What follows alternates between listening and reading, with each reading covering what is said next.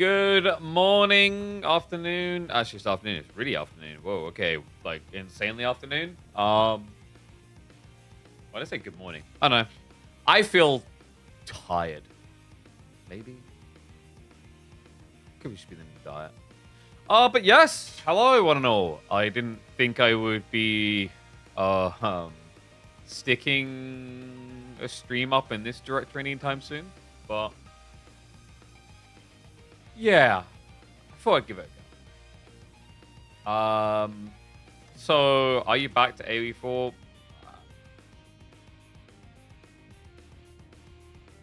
I don't know. Hex is going on? What do you mean? Rogan? What?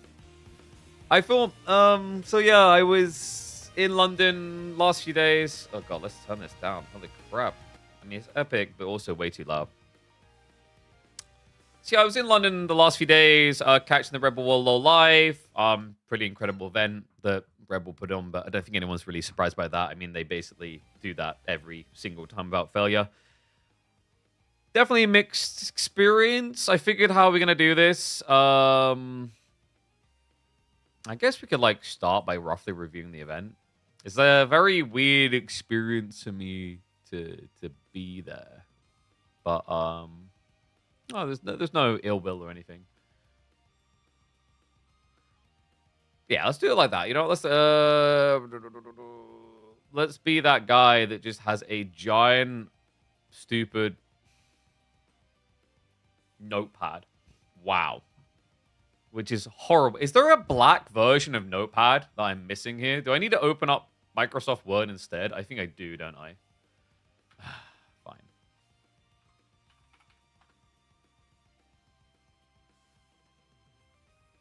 Alright, there we go. And wait, is there a black setting? Wait, is there a black setting in Microsoft Word? I don't even know. I don't think I've ever needed to use it. There must be a dark mode. Surely there's got to be a dark mode. Right?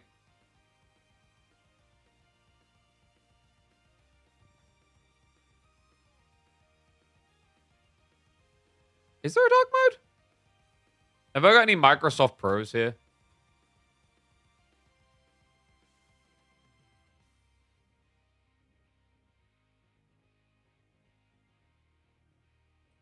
I don't even know how to make this dark.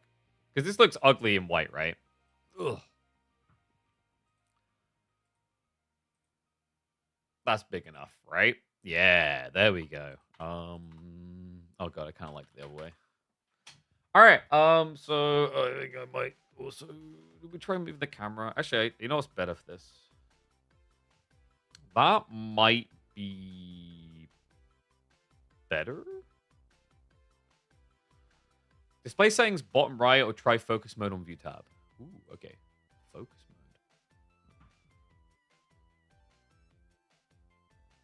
mode. Focus? Am I blind? Or bottom right, you said, right? Oh, yeah, I see the display settings. Okay, that's good. No, that's something else. I mean, this isn't that. To be honest, compared to Notepad, this isn't that, like, tragic. Notepad was making us want to drown ourselves in sorrow. So, basically, yeah, I guess we'll go down on simple things. I mean, event setting, very interesting location. Doing an event in London is a little bit different. I mean, I think, from a RedBull perspective compared to the last one, like I said, I thought it was better and worse in certain ways. Like, it's very hard to beat being in a castle, but they've done a great job. And they've done it in a way that, especially for anyone who's, like, British or understands the importance of Royal Albert Hall, it is incredible. The Odeon was an interesting one as well. It was probably the most comfortable setting we've had for any RedBull Wololo if you're watching in person. London is a location as well. I think the other thing that's quite good about the choice to do London is, like, it's probably the most accessible capital in the world. So that actually, like, ticks a lot of boxes. Also, general accessibility throughout the day afterwards as well. Like, you've got subway trains running for a very long time due to some grim occurrences that made them decide they should run those after midnight. Emma was tragically terrible at figuring out London. That was pretty much on me to do that for her. The games, I think, honestly, we probably had the best Age of Empires 4 games we've ever seen on a LAN. So actually, I should probably, yeah, that's a good way to start. So you're like, KP, way too about RedBull Wololo. You didn't work it. I didn't, but I was there. I was invited along by the RedBull guys. They got me VIP tickets, so we were allowed to just go and experience the whole thing. Because they it's not how they want everything to play out at all.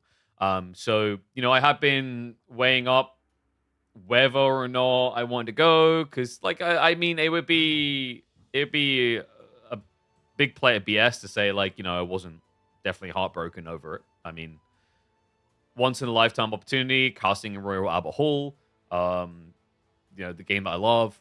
But putting that aside, there's a lot of people I love in all the Age of Empires scenes on the RedBull team. So it felt wrong not to go. So yeah, we went over for day 4, 5, and 6. So the first 2 days were in the Lux Odium. That setting, as I said, was really comfy. Probably the most comfortable way that I've ever been able to watch an Age of Empires 4 event. And I think for anyone who's there, was that as well.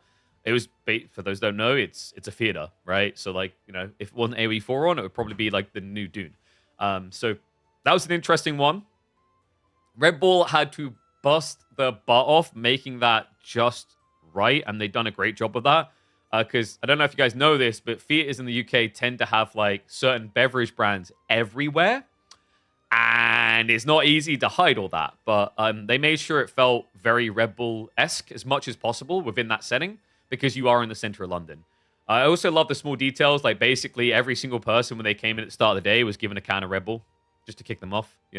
It's a smart little way of doing it. I think RedBull has always impressed me in the way that they market within scenes. Because you really feel like they want to be involved and be part of what they're doing there. Wait, should we do it? Let's do this more appropriately. Age of Empires soundtracks. There we go. As we are literally in sorry, it's going to be 2, I guess.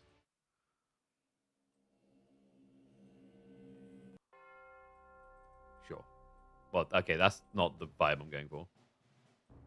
Rich Slavic leather sounds good. So yeah, with that side of it, the theater side, I think they only had a few minor tech hiccups. It wasn't actually crazy disasters. I think there was a few moments where the black screen flickered.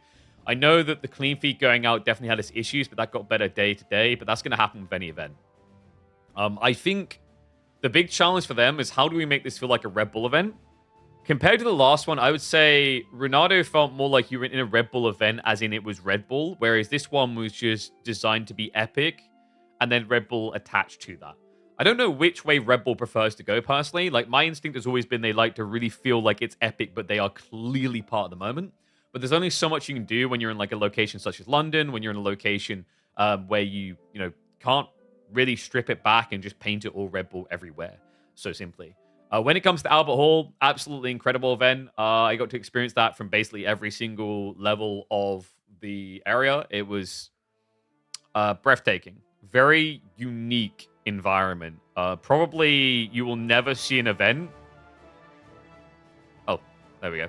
You'll probably never see an event like that again in any scene. I would be surprised. So, in terms of the game quality, we'll get to my personal feelings and everything, because I can see a lot of people asking, are you coming back? What's going on? Blah, blah, blah, blah. So, genuinely the best games we've actually had on LAN. I wholeheartedly believe that. I think, although we didn't get full 5 set all the way every time, I think the players really delivered, and there was a very clear feeling that, it wasn't obvious who was absolutely going to take the crown, and we even saw that when we got into the final day. The map pool was decent. I think there's probably a little bit more spice that could have been added in there. Maybe some that should have been subtracted away. Balance-wise, kind of an interesting place. We're using the snipe system, but Sengoku in particular just seems to dominate the snipe system because you can't let it go through. I don't mind the idea of global bans, rather. I like the fact that they mixed it up because most of the time we do targeted bans, right? But the other interesting thing within it, I think my takeaway with the games is I think every set had a pretty good, at least one really good game.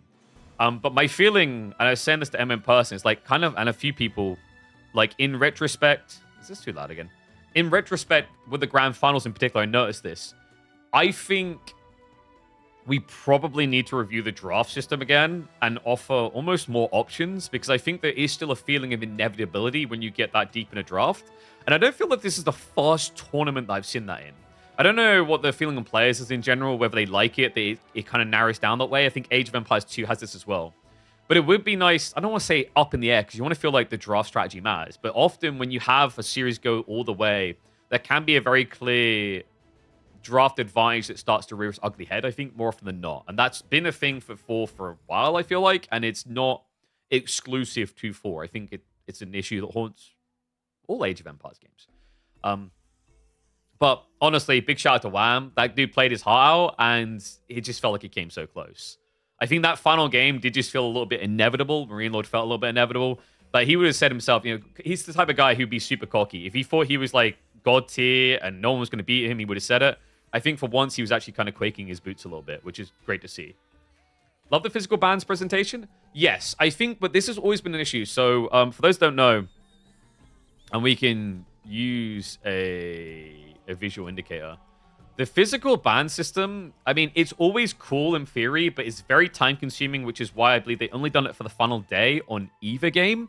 And it's very hard to follow because you're talking about these incy, tinty, wincy little things that the camera is trying to capture, right? Whoa, which you can see here, right? Like, it's very difficult to find a nice way of capturing it full. Even in person, right? You're so detached from it. But I like to think of it as kind of like, I don't want to say gimmick, but it is just, it's an extra piece of fluff in there because, to be honest, most drafting systems are done the exact same way. And you could argue that's for good reason. But I've always liked that for RedBull, they want to try and make something a bit of a spectacle instead. It definitely gives it a little bit more variation.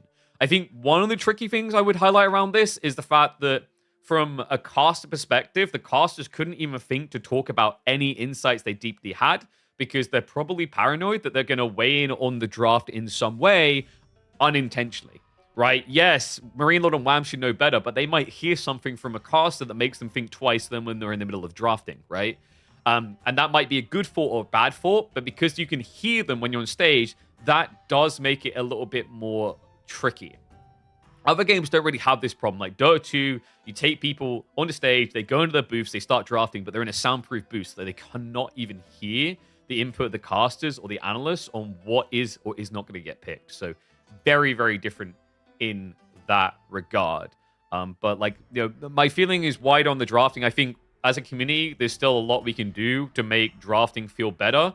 And I'm personally of the feeling like I'd like it to feel less decisive as you get deeper into a series than it has historically felt in Age of Empires 4.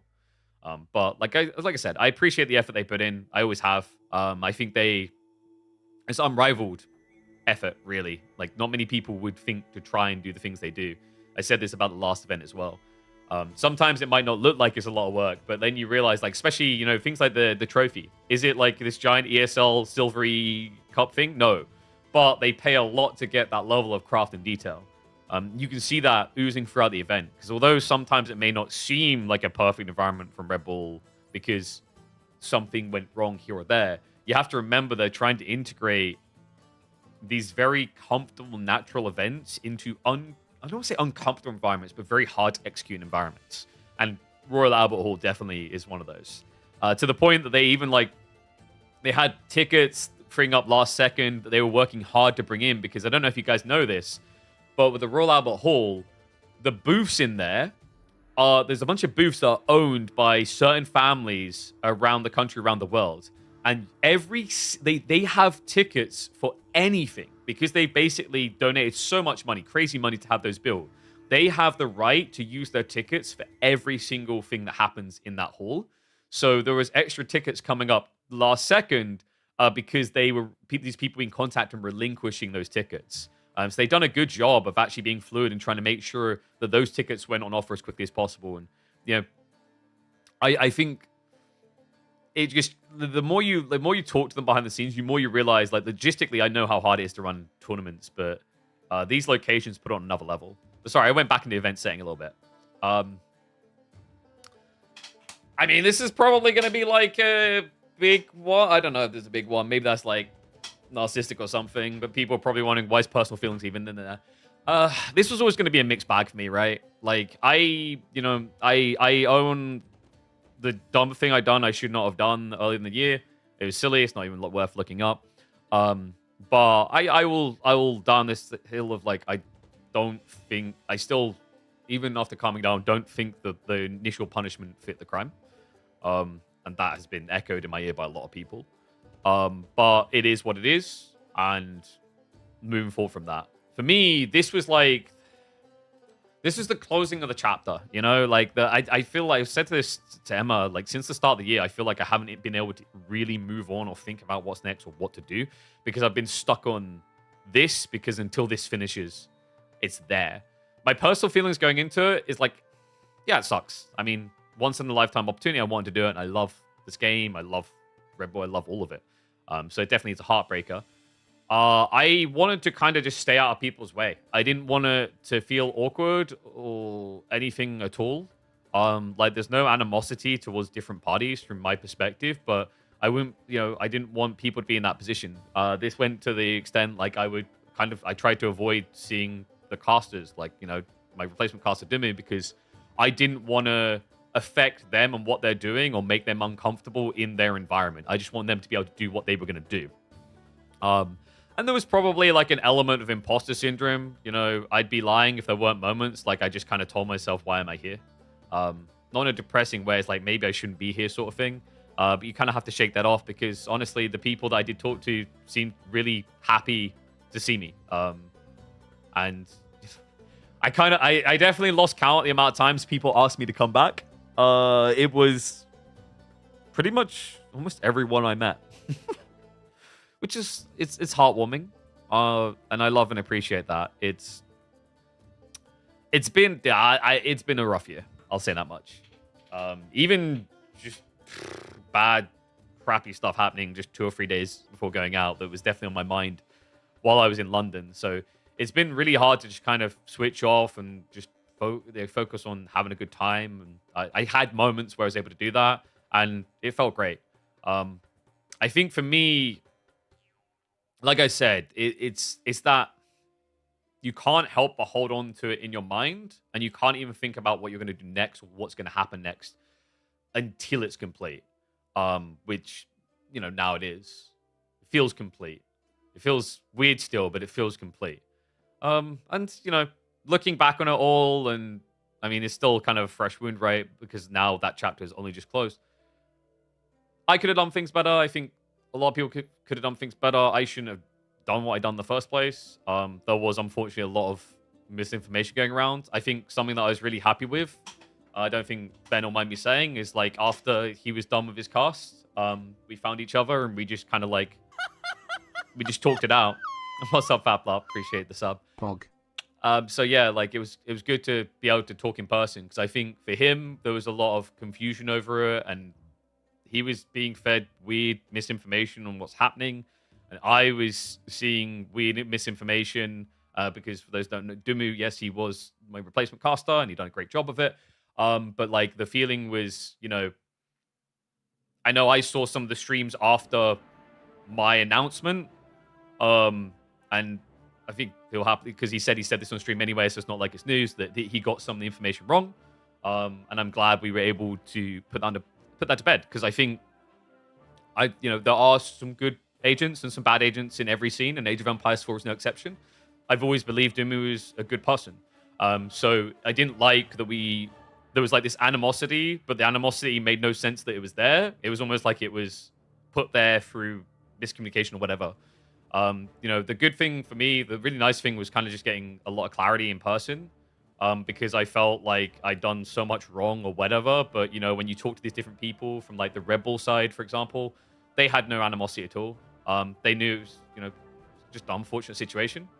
And I still consider them good people that I'd love to work with. And I think the feeling was the same. It definitely gave me a bit of clarity on a lot of muddy areas, because even I, to this day, am not privy to it all.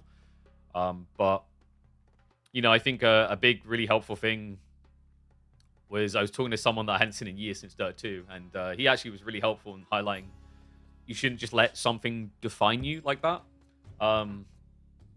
because it's not who you are. And that kind of went to heart because I felt like I'm in limbo for a while. But yeah, I'm going into full Dear Diary, probably deeper beyond just the feelings of the event. But it has been a crappy year. And you can keep wallowing in it, or you can try to find the turnaround point, the thing that makes sense, the way forward, however it's going to be. There are a lot of people I want to catch up with, but like I said, that imposter syndrome thing is probably going to be like, now that I'm shaking it off, I'm going to reach out to them and go, I hope that wasn't weird. I hope I wasn't weird. It's just a weird place right now. But I was happy to see everyone that I saw. I don't feel like there was a single person I was like, oh, this guy. But that's like Age of Empires to me. A lot of those people are like La Familia, extended family. Got to see Vortex, Lucifron. It's great to see him there as well. Paul Wham, Marine Lords, and heartbroken that Anatan couldn't make it. Of course, I reached out to him the moment that I noticed he wasn't able to make it. I sent a message out to him. I was like, "I'm so sorry, dude. It must have been a heartbreaker." But he'll pound the pavement. He'll bounce back. But in terms of AoE4's reception, existence, I know there's kind of a mixed bag for some people, but I think Age of Empires 4 got a logical role in the show to start the day. And I know there's always going to be negativity between different scenes, but I think this was probably the right level of inviting and welcoming for AoE4 to try and do more maybe of RedBull in the future. That is my take on it. I think the games were the best quality we've had in all three, and I think that mattered a lot to maybe get it back. Personal feelings about like whether we'll see more Wololos. I mean, for my sake, I wish and I hope we do. I just don't know if we will. There's a mixed bag. So for those who don't know, they actually broke the record for peak viewership on any Wololo. But the problem now is Red Bull somehow has to exceed the Royal Albert Hall. And that's hard. 3,000 peak. So it's like your goal would be, okay, we need an environment that is good for the medieval and historical theme, but can seat 3,000 plus people. And that's hard to find. So I'm sure they'll go to work trying to figure it out, right? There's going to probably be a guy that gets left in a room going stir crazy for like months at a time. But he's going to have a hard time with that one, man. Within the community feeling, like honestly, the community, there was definitely this divide of, to just describe it in person, in the theater, you had the AoE 4 people, the devs, and the AoE 2 people, but I don't think that was like animosity. Again, I think it's just, these are very big, comfortable chairs. You can't really oogle or boogle around much and chatter, but when people did, there didn't seem to be any strain or whatever there. And I think it was good. It was good to have 4 there as part of it, even though it was only a small part. Like, that was definitely a theater full of AoE2 people, but that was always going to be the way, right? It was the same thing with, with Wololo Legacy, where 2 people bought the bundle tickets that would have affected the 4 days, because there is a lot of people that will go and go to these events for AoE2. Like, the reality is we're still a very small scene that is a lot less invested. Not to say you guys aren't invested, but like, you get what I mean, the legacy and the build-up that's been there, right? It has always been an AoE brand. So I know some people are always going to be frustrated about the presence that AoE4 has, but like, you can't be greedy. You have to build. And I think there's something good to build on here, because for once we actually got really good games. Like, it was just day and night difference. Like, we've been totally real. Mythology made us look really bad last time. No offense to players, no offense to the game, but like the game state and the way that played out with just like one series, it didn't look great for 4. Whereas like from a marketing standpoint, people seeing this, great. Small changes I probably would have made. I think for a start, one thing I really liked, I liked that there was more explanation going on about like mechanics, just kind of treating it like a newbie stream. I think that's very important. It is definitely a shame there was no analysis environment involved with Age of Empires 4 with like someone on the desk with Riley. But that, to give a little bit of insight, that's a bigger problem with these event locations. Red Bull knows they have to be out at a certain time. That's the exact reason why they have the time limit thing for Age of Empires 2, where if you hit a certain time, it comes down to score, because they can't be in those venues beyond a certain point. That's the contract. They don't have any control over that. So that means they have to be very cautious about how long a show is going to go in a different area. And thus why, there was no room for analysis role, because I think that was a big thing I was trying to try and push forward, as I thought it'd be really cool to have like an analyst for AoE4 as well as have the casters. But yeah, outside that, I'm trying to think of what we've got to cover here still with community. I think I met a few different AoE4 people. They hunted me down. I probably could have done a better job of like making myself known or whatever, but I don't know, like weird, vulnerable place. They were all absolutely wonderful. It was heartwarming, even some of the devs, dude, the amount of devs that like I watch your stream, I'm like, I didn't even know that. So, I felt like I'd say the way I describe my involvement with the community is when I made myself known or whatever, it was either heartwarming or maybe a little bit awkward at times, because like they didn't know I was going to be there and they didn't know how to feel. But from my side, there's no animosity. Life sucks sometimes. Life sucks a lot of times, actually, you'll find. But, something I've been trying to live my life by now is life is 20% things happening to you and 80% how you react. And that's something you can always take forward and learn from. So, you've probably been listening for like 25 minutes now, rolling your eyes, saying, shut up. Get to this part. What's next? Oh, he's like, hold on a second, zoom in. Ooh, this is the one that everyone cares about. This is the one that everyone wants. Is he coming back? I honestly don't know. It's a crap answer. A lot of people asked me to come back. And there are challenges, right? The reality was I was putting in a lot of hours. And I wasn't making enough money to get by. And I think I remember some people at the time in the community, because you have this habit of honing on the bad comments, called it greedy. It's not greedy. I need to put food on the table. I can't like, responsibly keep losing money. And then what happens eventually, right? You just have to go get a job. So for me with AoE4, things have to change somehow. And that's on me to try and maybe find a solution to see if there's a way to make it work. I'm trying to get very big on, instead of coming up with excuses like I think we all do in life as to why something can't be, to try and manifest it to be. It doesn't mean it's always going to be possible, but when you change your mindset that way, it completely changes the landscape of how you theorycraft out a situation. So, there's definitely big challenges here. Like the money for KPMM would have definitely been reallocated by now, and Nilly has already done everything in place for the next year. So I'm probably, if I am going to do Age of Empires 4, I would kind of have to be a bit of a leech, I guess. Like basically casting over everyone's content. But I think for a long time, I kind of held back off of that because I want to keep people their own space and whatever. And I probably shouldn't have, because the reality is, although there are some people that respect that as well, those people that don't. And that's fine. That's what it is. That's how Age of Empires 2 has existed for a long time. Everyone runs tournaments, but everyone casts everyone's tournaments. And I shouldn't be afraid of that. I should just embrace that and be part of it. I think I need to focus a lot more on things outside of live stream to try and grow the scene and vice versa, grow me and revenue sources if I want to try and make this possible. And I don't think I'm going to shy away from exploring new games, because I don't think that's bad. That was always part of the plan, and not in a bad way.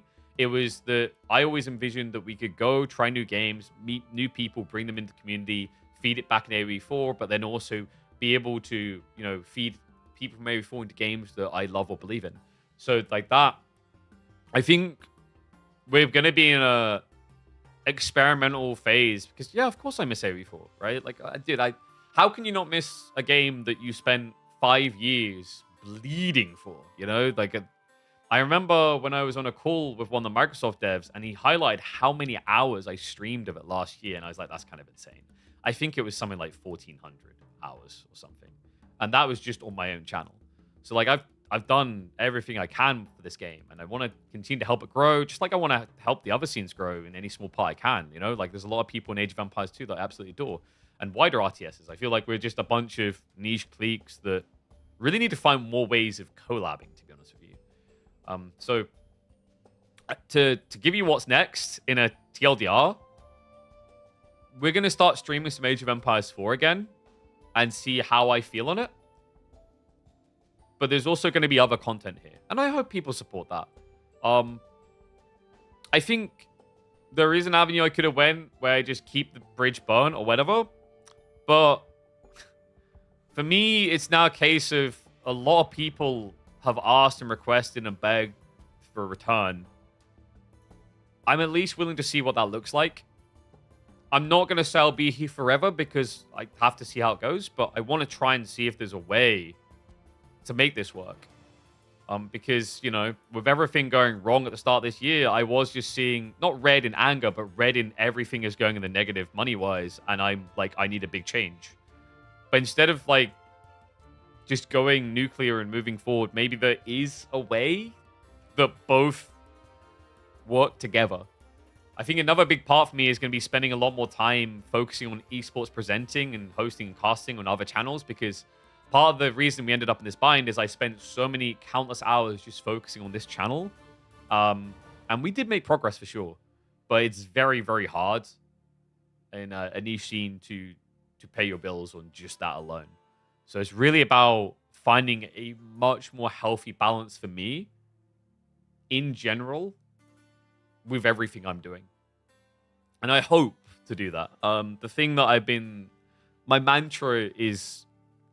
mantra throughout this year, muttering to myself, has been, we will turn the worst year we've ever had into the best year. Because, wearing my heart on my sleeve here, this is, for many reasons, been literally the worst year I've had on this planet. Ever. And it does keep getting worse. So, you know, you got to manifest that, and you've got to turn it around. You can wallow in a corner and play Linkin Park on repeat, or you can try and do everything you can to turn bad into good. And that's really my focus, is to get to the end of this year and have like a giant ass tweet that begins with all the worst possible crap you can imagine, followed up by the best possible crap you can imagine. So yeah, goals moving forward, see how Age of Empires 4 goes.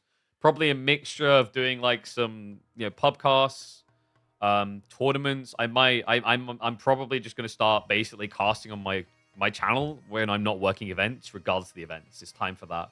I've avoided it because I wanted to give people their space to find sponsors, but I don't think it's even helped them necessarily find sponsors, and we just need to like say screw it and do it.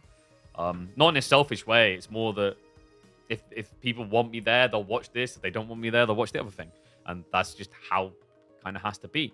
And then Age of Empires 2, I hope to be involved with some AoE 2. Hopefully we'll be able to do some hosting there. That'll help a lot.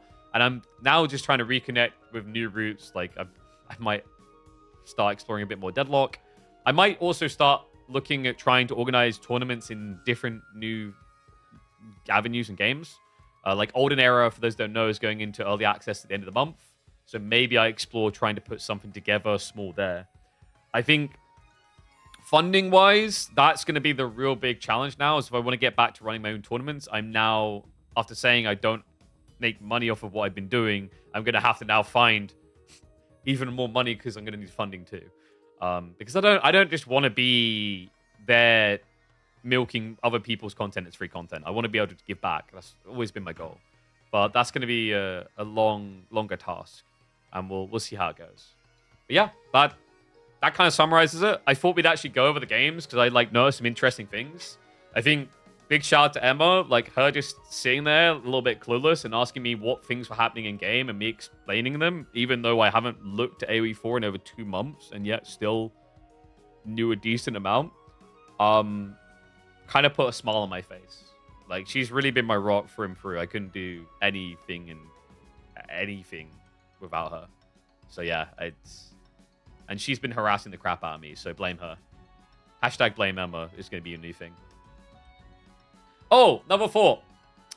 Feedback from AoE2 people, because I could genuinely get where they come from. A lot of AoE2 people they said they wanted to be open AoE 4, but they could not understand what the hell was going on. And I still maintain that camera angle in 4 has got to change. It is ass elbow too high in the sky. This has always been my personal take. It's the way we cast closer. It's so much more intimate. And, you know, I show them, like, some of that, and they're like, oh, yeah, now you can see things. There's people like, it actually is a beautiful game. You just can't see it because you're so far away.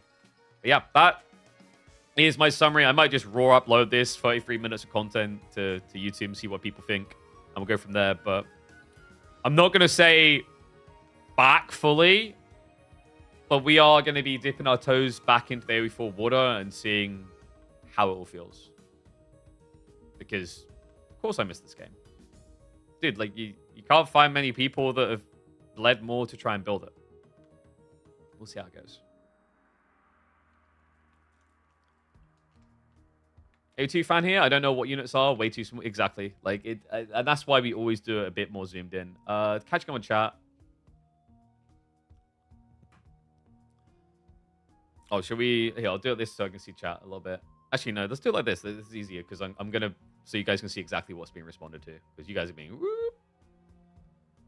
The way he was acting these last few months over quitting. Well, yeah, because I quit. I did. Like, it's...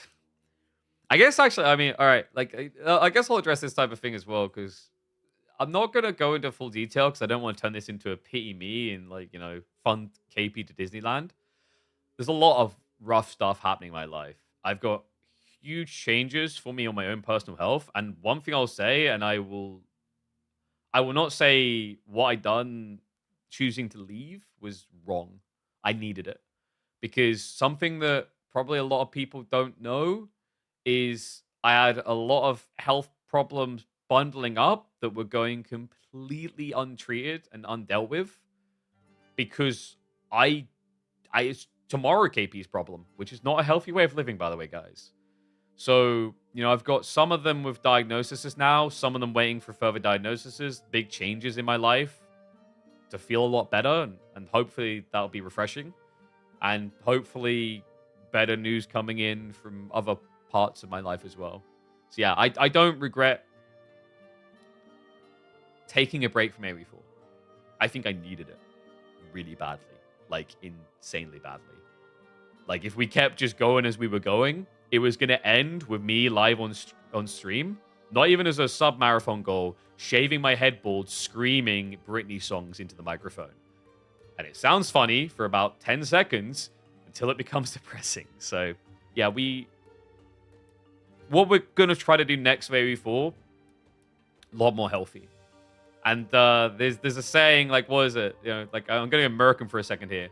America, like, it's a scene in Billions. I shouldn't say it because the villain says it, but America is built on second acts. So watch this one. All right.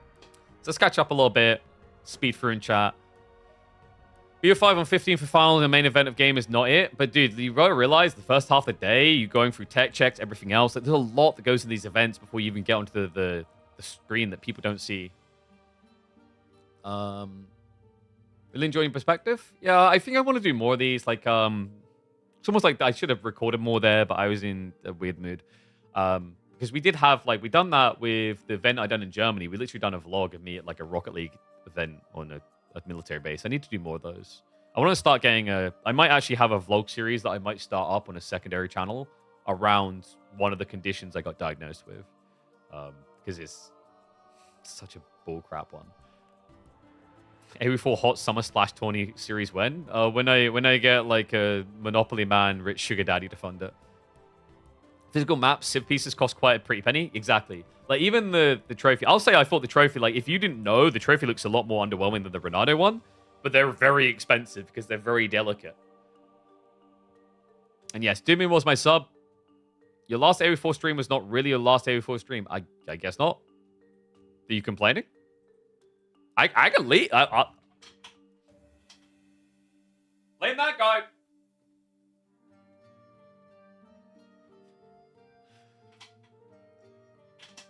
Never believed Dimmu. No, dude, I'm fine with Dimmu. We cleared the air.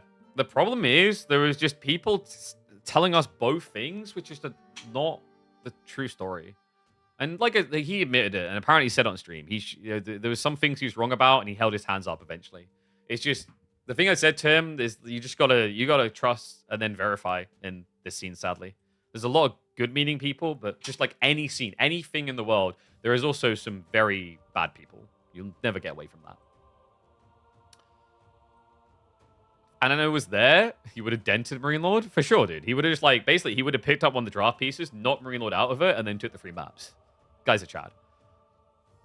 Seen quite a few people want to try AoE4. Yep, it basically hit like a huge amount of numbers reached. Like they actually broke the record in terms of viewership for RedBull.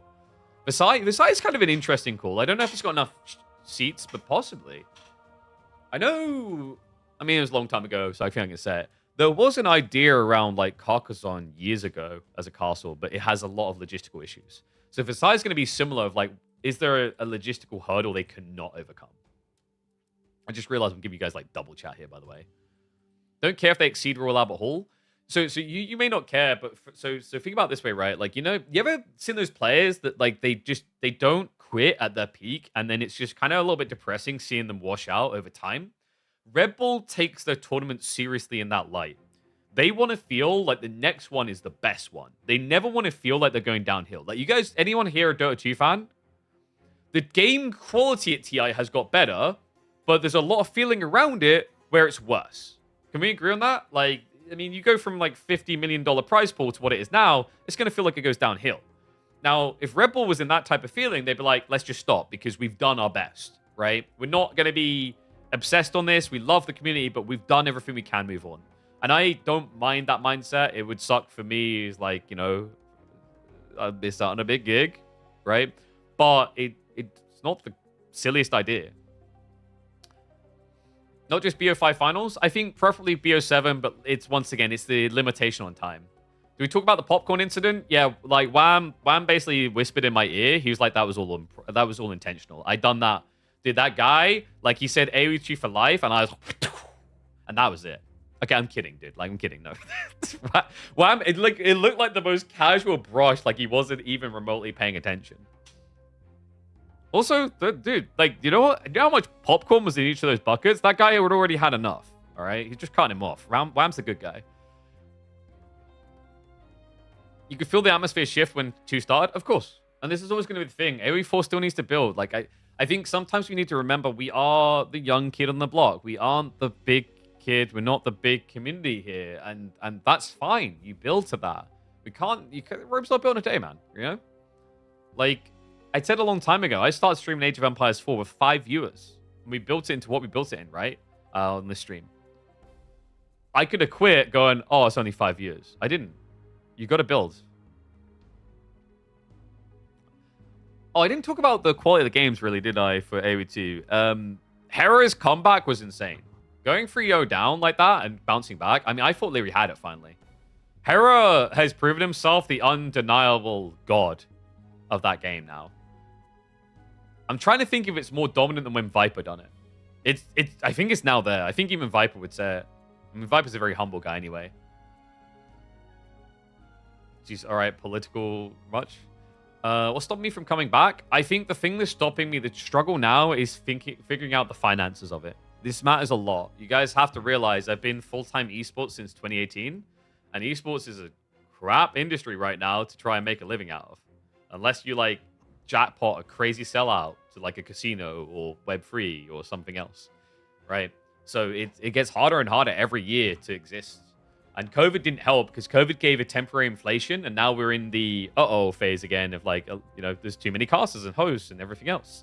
And then streams have this as well, where, like, Twitch, for example, I need to focus more on YouTube. I need to find a new editor, really, to try and push YouTube and short-form content, because, don't know if you guys know this, but Twitch viewership declined by another 14% holistically in the last year. Which, by the way, is what makes it so impressive that RedBull broke their record on viewership this year. I didn't expect that. They deserve a lot of applaud for that. Variety streaming isn't really a viable economic alternative compared to what KP is in AOE4. Not entirely true. So the thing I'll say is, like, with everything going on, I haven't even had time to really start doing the variety stuff. The goal was to start having YouTube videos out, but I was experimenting with shorts first. I will still look to do this variety stuff on a secondary YouTube channel, cultivating a new audience. There. It just makes sense that way. But, like, I hadn't even begun that. The way you do variety, so a little tip to anyone who's trying to do variety, you can do variety. You will still need anchor games, but your goal should be to create content around something. You need to have an anchor point of what you're doing. If you're just going live and playing games, no one's going to give a crap. You can be the most charismatic person, it's still going to be a struggle. But if, for example, you're going to be playing this game, like Speedrun is a great example. There's a guy who's doing Resident Evil 9 a lot, but he does a bunch of other games. And he can because he's a speed runner and that's his thing. So the big problem that people misunderstand with variety is fine if you have a niche, right? If you're like this god tier reviewer that people love to hear, like, like Josh Strife Hayes, he does the reviews of all these different MMOs. He could go play those other MMOs because that's his content pipeline. It's just we hadn't set it all up because, yeah, a lot of stuff has been happening. I've been swamped in many ways, I'll say. So, do you think there's an opportunity to bring back KPMM? I think unless we can get it privately funded, you're probably looking at like a 1.5 year wait would be my anticipation for it to be Microsoft funded. And that brings trickiness with it. I still feel a little bit hard done by Microsoft on everything. Like, I done a stupid, and I hold my hands up. I shouldn't have done the thing I done. The comments in Twitch chat were inappropriate. I've said this many, many times. But it was like a gut punch the way that was treated. And I think they realized, I like to think they realized, based on at least how few of them spoke, that wasn't okay. But the damage was like done, right? I think Nilly would welcome back KPMM. Like, to me, KPMM is, investment-wise, by far the most successful event they've had outside of RedBull.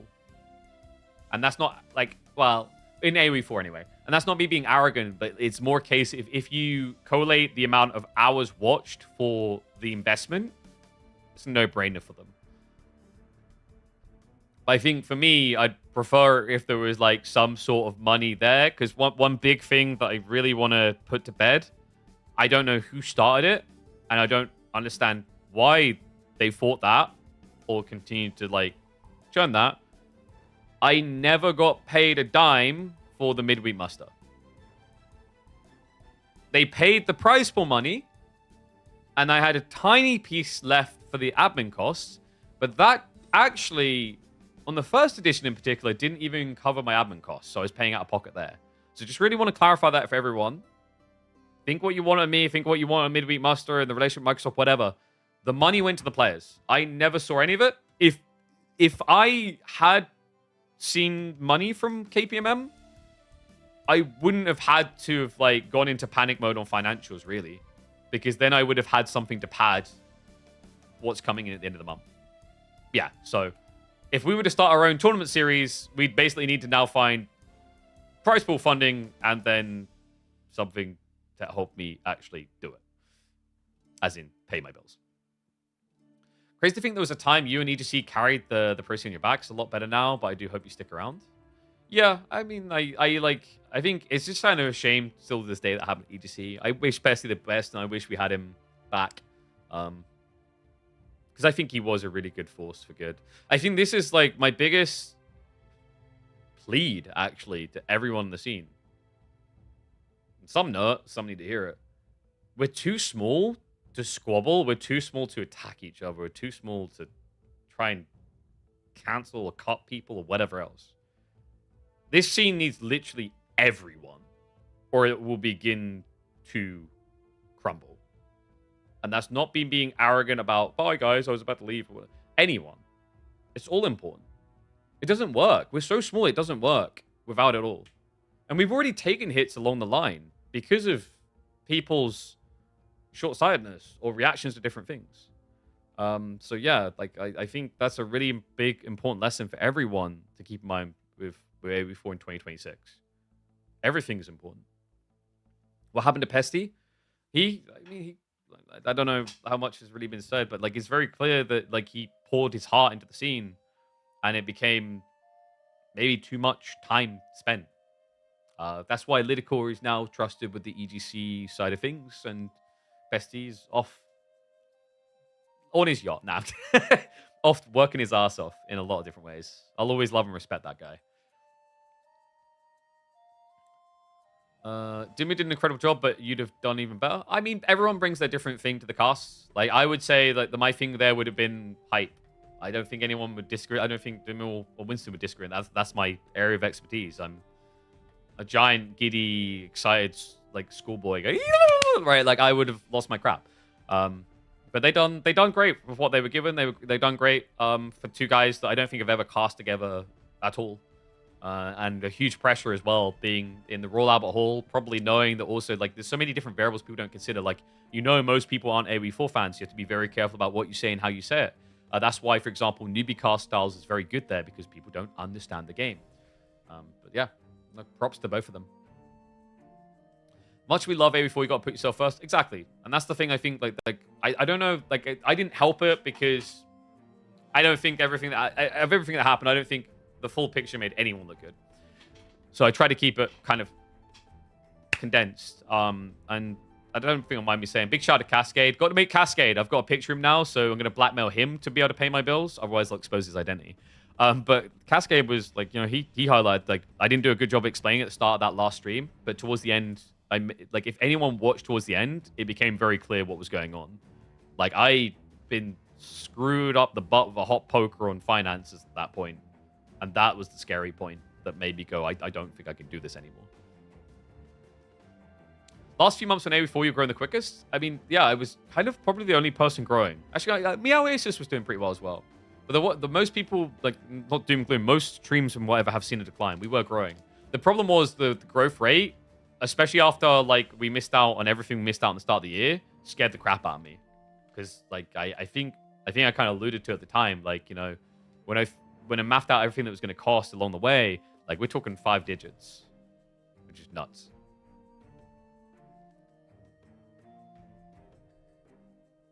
Love quick series video, like best of 3s. What's that in regards to? We had best of 5s on the LAN. Didn't like that they kept AO4 so small scale. They should have had more competitors and a best of 7 finals. I would agree with the BO7, but it's tricky because of the time limits. But once again, like, this is where you, like, very much think about how you structure things and feedback. I mean, this is something we quite often forget. Like, devs, for example, are people. So if you just say their game sucks, they're just not going to do anything for you, right? So, like, RedBull had AoE4 more present this year than they did last time. That's positive. Now, to spin this into feedback, positive feedback, I think a best of 7 would have been great instead, because of the implications of, like, blah, blah, blah. The meta's really fast and, different drafting dynamics. Turn it into actual feedback. Because usually when people just sit there and go, just do better, you as a tournament organizer or a dev or caster, just, like, you turn away. That's useless to you. That's just a blob of useless noise. And yes, I was at Londinium. You heard the opposite? Camera too close? I mean, those, dude, the people that say that AoE4's camera's too close when it's all the way out are the people that play AoE2 zoomed all the way out. Or they play, like, Supreme Commander with the overmap. There's always going to be someone who doesn't like the camera view. But I think if you want to try and invite new people into this incredible game, they need to be seeing and feeling what they're looking at. Which is why I'm a big fan of AoE4, not in the full panoramic. Can I understand why AoE4 is hard to grasp at a glance? Exactly. A lot of unique units, their own effects. Yeah, like, for me, when I'm explaining to AoE2 people, I kept going back to the basis of, like, okay, just think of it a little bit like any RTS you've played with.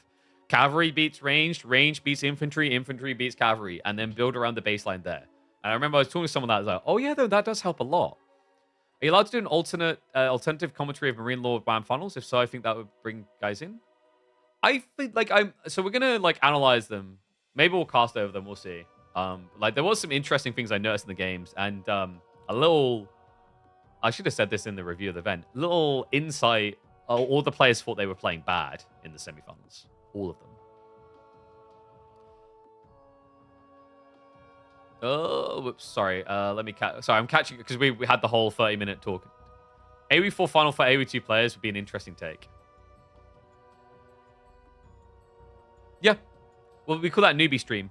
Dota 2 done it for years, and people beg them to bring it back. It's so useful and should be there. It's such a smart thing to do.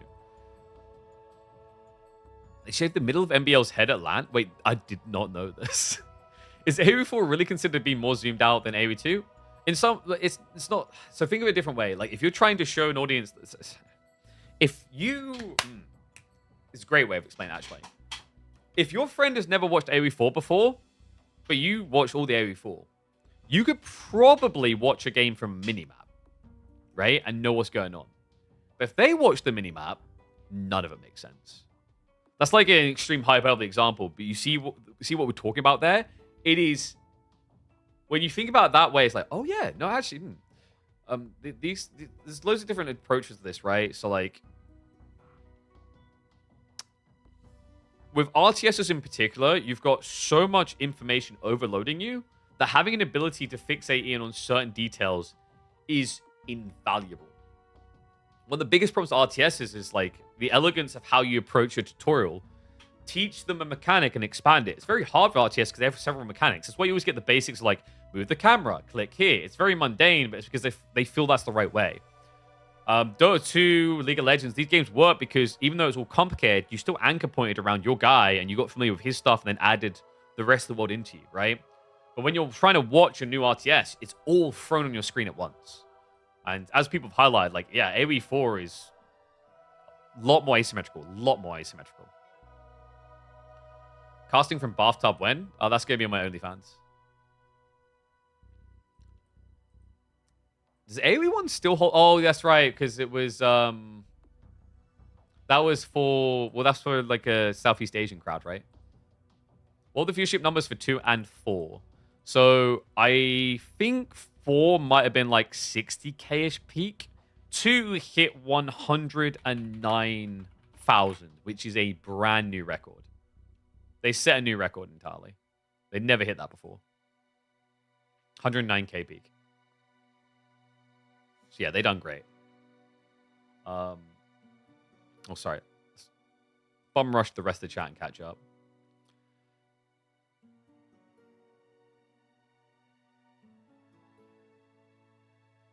But it's hard to gauge AoE4 perfectly because like the directory might be like your directory measurement, but obviously like you can't just check the stream because the stream then continued into AoE 2. 30k for AoE4? Was it normal with Guitar, I think? Wham Killer Instinct? Dude, I think I stand by Wham recently has been playing the best AoE4 he's ever played. It's why 2026, I said at the very beginning of the year, I think, very, very promising year for competitive. Do you think some kind of game time limit would be beneficial for AoE4 tournaments? I don't think we've really ever needed that. It would genuinely be like a production LAN related issue that would force that anyway. For me, the thing that I always constantly fed back to the devs is I just think late game needs to be more emphatic. The problem right now in Age of Empires 4 is quite often the way that the game scales is like this. But what you like actually like the funny thing about probably the best structured RTSs is they scale like this. At least that's my take. Some people feel different on that. But from a storyline perspective, that makes a lot of sense, you know? Like, you want to feel like you're peaking towards the epicness. And also, you know, in a world where we have less time on streams or less time to play games ourselves, it's nice to think that, like, by the time I'm 40 minutes in, this thing is much more impactful. Right now, it's driven solely on economy. But it goes back to what you guys would have heard me say many times before, which is Age of Empires games have the most underwhelming super weapons in the history of RTSs. Monuments. Wonders. It starts a clock for 15 minutes and then the game just ends. Right? Like, compare that to Red Alert 2 dropping a tactical nuke in someone's base. You know, that's why I always like the idea of Age of Mythology's 5th Age finding a way into these games as well. Give it a little bit more va-va-voom if the game does drag. That's the way I like to see late games resolved. But the interesting thing about the score metric in AoE 2, as I was saying this at the time, in that game where Leary lost to score, at what point did both players start thinking about score? It sounds like a cop-out, but maybe like for Hera, he started to realize this is going to drag. Okay, I'm going to start focusing score 10 minutes before Leary. And that's an insane strategy switch if you have the capacity to do that in the moment. Do you think some kind of game... Oh, sorry, I just read that. They haven't topped 2022 yet. That's okay, though, because it was insane. What, Legacy? I think Renato was better than Legacy, personally.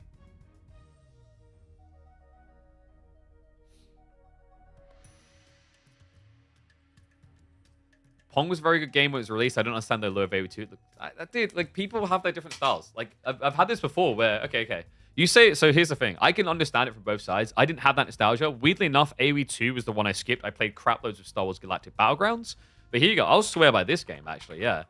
But you're going to look at this and say this looks cringe when I pull up Star Wars Galactic Battlegrounds. You're going to be like, what the fudge? This is weird. Dude, I think this is good. I love this game. Anyone else there with me? Anyone else have this game? Look at this thing. Looks like ass. I loved it. Stronghold without HD. Good. Might and Magic free. I tried to explain this game to Mr. Merlin, and he looked at me like the most cringy Zoomer I have ever met in my life. He didn't get it. I was like, what's wrong with you? Everything is right with me. It was this blurry back then. Right? So, like, you're being there, being part of your childhood matters. That's why Age of Mythology was never going to work. I love that game. I freaking love I grew up on that game. I get it. I didn't have the same obsession like Recon or Mister, but I love that game. Dawn of War 1 is good. But I know Dawn of War 1, like, Mr. Merlin was like, come do Dawn of War 1 content. It's like, it's not going anywhere. I can't support my family, mate. I know it won't be able to because it's the nostalgia ride. You have to be there. I have a lot of love for the Warcraft lore, but I don't fully engage. I like World of Warcraft, but I'm not, and I would love to work more events there, wink, wink. But, like, I know I don't have that same attachment that people growing up with it did. For me, that was Guild Wars, and that's okay. It's just different, different strokes for different folks. So let's keep catching up. I'm behind, man. Leary had higher peaks, but Hera's more consistent. Yeah, but it's like, I think Leary, whenever he gets into a smack talk with Hera, his argument should be like, I got higher ranked in Dota 2 than you did in League. I'm sorry, Aaron. No, they did. You guys know this. I was telling someone about this. They didn't realize it. Hera, like, I remember when I first met Leary, because he knew me from Dota, because he used to be like a 6K shit stomper back several years ago, which is really high. It's weird that he actually came from, like, being an aspiring Dota 2 player to being one of the greatest Age of Empires 2 players. Don't understand the hate between games. Because people, like, so we as a society of gamers have reached a point where we are more interested in watching other games suck or fail than our games succeeding. I don't know why. I wish we could get away from that. I'm really behind on chat, aren't I? Let me try and... KPMM Hot Summer Splash 2026. Yeah, dude, I'm going to, like, rent out a yacht. You guys know about that? There was like a Counter-Strike tournament years ago. They legit done it on a yacht. I'm so envious. It's such a weird, terrible, but unique place to do an event. Anyone get remotely famous IRL gets massive Twitch viewers as people literally just want to see what they're like. Yeah. But that's something you utilize. I was talking to a guy about this with Lando Norris and, like, eSIM Racing or whatever. And the iconic marketing moment was when they tuned into a listen-in and you just hear him go, not bad for a Twitch stream, eh? But that was it. You were there. I like the small, cozy little pro scene we have. Don't need to try so hard to be professional. I don't think size matters for what you're describing there. So, Tasteless and Artosis. I love those guys, and they are very professional. But when you hear professional, you wouldn't think a guy making a meme joke about probe harassment, see it, say it, report it. Even though it's golden. That's like chill with your friends having a laugh on a call, and everyone loves it. But when you say professional, it's like suits, booted, Gary Lineker talking about football. Always keep in mind those things are very different. Look at Cadril and what he does in his watch parties. You can be huge and not be professional. It's not about professional, it's about relatable. Lovable. Is there a tournament equivalent of bring your own prize? No, but I kind of love that idea. There's actually a really complicated idea I had for a tournament that maybe I'll have to do this year, which involved a complete and utter stock market of bidding systems around Civ picks.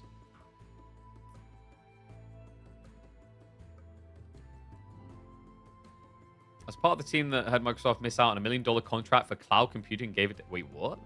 That's kind of crazy. This is the thing, though. Like, people say $1 million and a big... It's weird. For, like, companies of Microsoft size, $1 million sounds like a lot, but... I mean, it is. But you learn very quickly. Like, I represent some content creators, right? And I'm not going to say the creator. The other week, they turned down, like, $20,000. Like, not much work. But for them at their scale, that's not a lot. Especially with all that outgoing costs. For me, that's like, that makes my year. You know what I mean? That's like, whoo, doggy, we're good. So, like, it's always interesting when you try to empathize by looking at it from someone's POV instead of just your own. And that's when you get it. Like, that's why I've explained to people. Why people are like, why does they not put more effort into AoE 4? It's like, it's a drop in a bucket. Like for Microsoft, they're willing to put 100K into the scene per year. Same with O2, a few 100Ks, and let them do whatever because they'll do decent with it. But for Microsoft, they want to hear you say this is a $1 billion franchise. Then they're peaked because they're already dealing in billions. Are we back? We'll have to see, man. We're gonna give it a go and see how it goes. I had to watch BC's channel since I couldn't follow what was going on, and asking BC in chat questions so hard. Yeah, but that's like any big channel, right? You get that all the time. It's like tough. I think that's positive and negative. I mean, I'm still a take, and I think you just won't see me interacting in the EGC chat anymore, to be honest. It's just bad. I think I always felt it was bad, and I started doing it. I don't think if you, like, it's kind of disrespectful to your co-caster as well, because it just means you're paying less attention to them. It's weird, because it's like, I never done that in Dota 2. It's something I started doing in AV4, because we're a very small community. But there's moments for it. You don't need to do it in the moment. So it's like good and bad, those type of environments, right? A tournament channel shouldn't really be the place where you're like, does this strategy work? Question mark. It should just be the place for memes and foreheads and lols, and that's fine. Why don't you try KPMM but have the prize pool viewer funded? I've been weighing this up. We could see. Is like I think, and I don't, and it's like so a big part of like my stepping back from 4 and be like this just doesn't work, is I didn't want to turn it into begging you, and that's not from a place of pride and arrogance or anything like that. I just want to emphasize that. It was more I didn't want to feel like I was being exploitative. That's why I always worked so hard to try and find sponsors for our little scene. So it was things you guys would want to buy, and they would fund it. But it's challenging in its own ways. But we might try the prize pool funded way and see how it goes. All right, let's try to catch up this because I did want to look at the games. I mean, I don't mind having these chatters. Oh, sorry. Wait, where's that? What's this one? Same thing happens when a layperson sees an AoE2 game. You probably don't understand. Yeah, exactly. Like, people's different games, that they don't understand the other games. So if you want these people to come in and understand your game, appreciate your game, it's kind of on you to be a good ambassador for your game. If you just turn it into a toxic circle jerk, then no one's going to come anywhere, right? Have you ever, like, talked to someone about Dota or League or Counter-Strike and they just call you a freaking noob? And then you're just done. You're like, okay, well, bye. Needs to be inviting wherever it is. And that's, yeah, easier said than done. Because there might be a lot of good cookies, but all it takes is you encountering the bad cookie on your way in, and you're out. Going back to AoE4 now? Dude, go watch my VOD. Let me just turn subscribers only on. We're going to be testing the waters.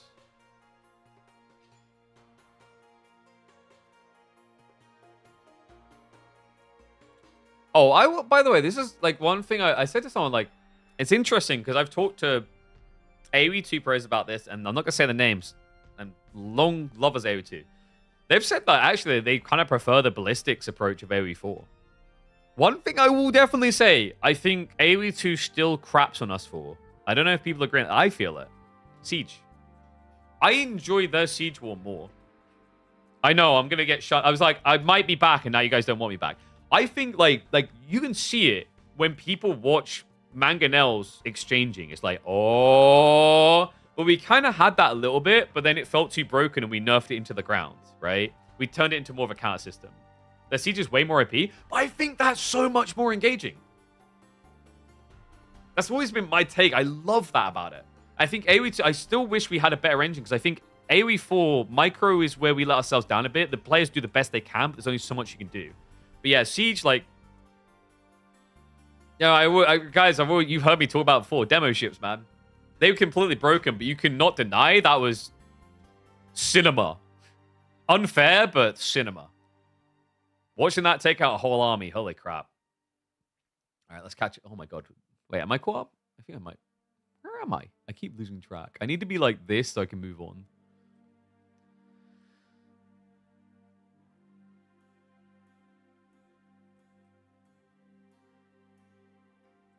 Make a 5th age in AoE4, call it Gundam Age. There you go. Finally, Japan late game where it truly belongs. Trying to get AoE into AoE4, but my first 4 games ladder have been total stumps coming from SC2. I think you'll have that on any game, though, because you're coming in after a while. The thing you have to remind yourself of is that it will eventually settle. You don't know what you're doing, and it's okay. The really big thing that people don't tell you enough in life is it's okay to not know what you're doing. What's not okay is just quitting. I mean, you'll do it if you're not having fun at all, right? But the point I'm making with that is there's nothing wrong with sucking. Sucking is actually one of the funnest experiences of life when you embrace it. I still remember my earliest days in Dota 2 being obsessed with chopping through trees, which, if anyone who knows Dota 2 was watching that, they call me an idiot for missing out on gold, missing out on XP, but I was just like giddy little chop, chop, chop, having a great time. One of my fondest memories of Dota 2. There's nothing wrong with sucking. There's nothing wrong with being clueless.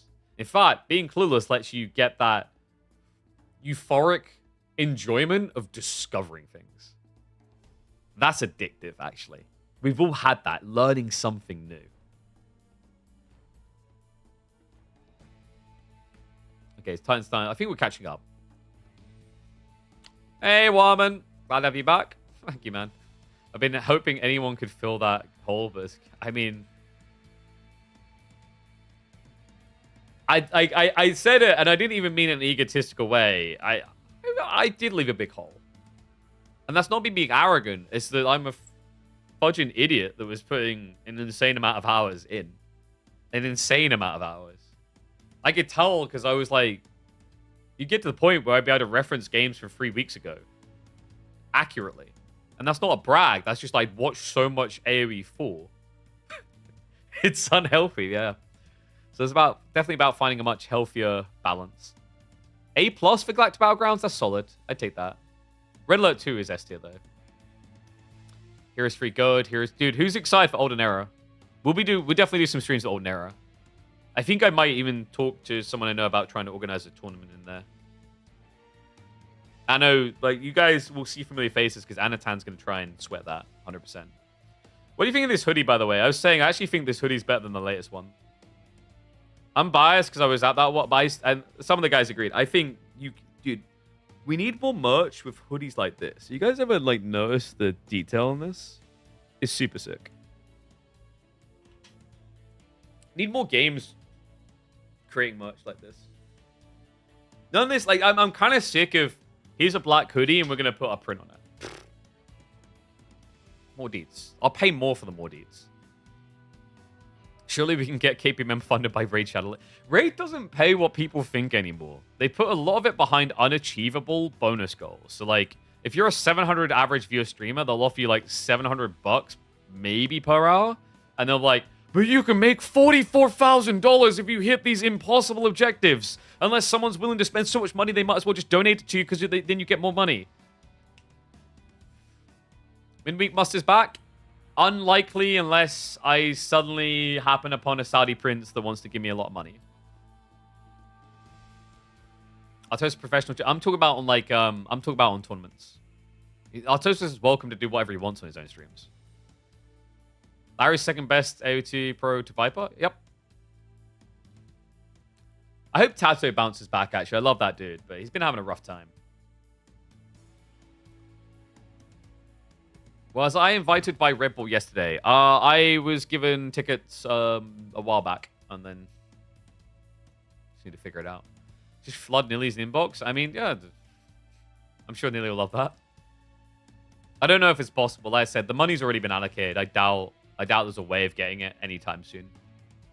Because budgets are, for those who don't know, budgets are like typically calculated like on a year scale thing.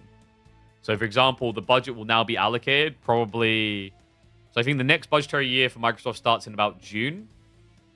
And the next budgetary assessment for the next year will start in like April. So yeah, very long time away. Bring back nuke ships? Hell yeah. With Flying Dutchman cheats, please. 84 people hate Siege. I liked how it was before. I just want more. I actually, the thing I've been really gunning for a long time is I actually just want more limited time game modes to test what people actually like. Because, you know, dude, so here's me, fussy kid. You guys don't realize how fussy I was before I got in esports. Would not eat like anything else, you know? I'd sit there like, you know, I'd eat like I wouldn't eat. I'm trying to think of the most chips. Didn't like chips. Didn't like pizza. All this stuff, right? And then you try it. You're like, holy crap! That's what limited time gamers are meant to be. Something so controversial, stupid, but you try it and go, hold on a second. Like, anyone know Apex Legends? Apex Legends had this with something called the Evo armor, which was such a genius idea because up to that point, your armor tiers, you randomly find them in the world. They added a damage metric where when you do a certain amount of damage, your shield would upgrade. Now it's everywhere. That was a limited time game mode. I don't think we do anywhere near enough limited time game modes in AoE 4. And it might be the development cycle that prevents that. But one thing I said to the devs, I really want us to try the victory point system, which also would help alleviate concerns around people having enough time to play a full game. The victory point system, those don't know, it'd be where if you capture a sacred site, it starts ticking down on your opponent's score.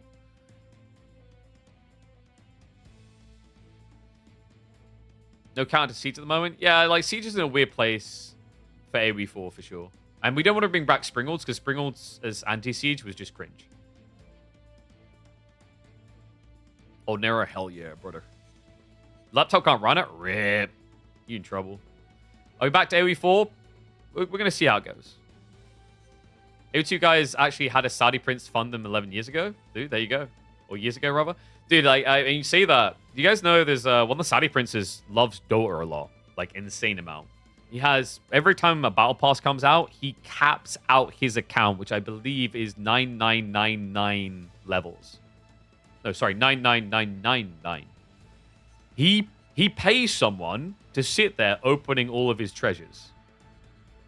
Was it 5,000? I could have sworn I saw it at 999. Whatever the cap is, the point is, like, to say he gets that, right? And he hires someone to sit there opening all of the, like, because if you buy the battle pass, you have to click each and pick up each level. And he apparently had someone who would sit there on the account doing it.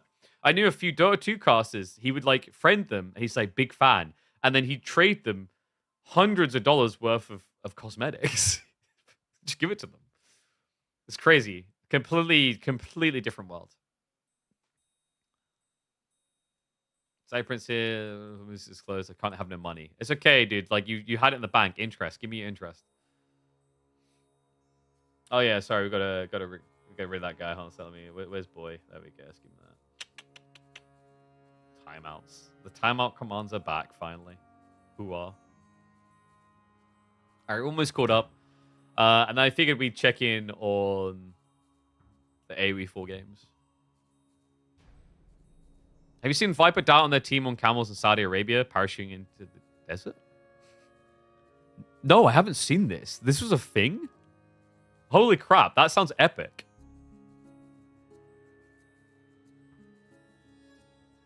How have I not seen this? That was a thing? Did they have like an event in Saudi Arabia as well or something? I think no counter late siege is by design, as RTS devs are scared crapless of stalemates. Yeah, but then it's like, so like, I mean, that's where it comes down to resources, but, you know, go in a different direction. I said, like, a great example of a cool limited time game mode, have all the trees be 75 wood instead of 150. See what the impact is. Your goals with limited time game mode should be to do something that sounds batshit crazy. Because in the craziness, there might be a sliver of sanity. Corvinus is still stuck on this, man. I mean, I don't know. It's the most Corv has ever heard. You can't get... Okay, no. Chill, Corv, chill.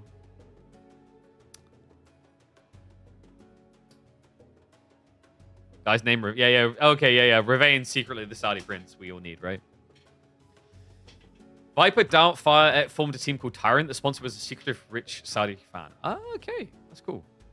You love the joke? I mean, you can love the joke. I shouldn't... Like, I've been over it as well. It wasn't...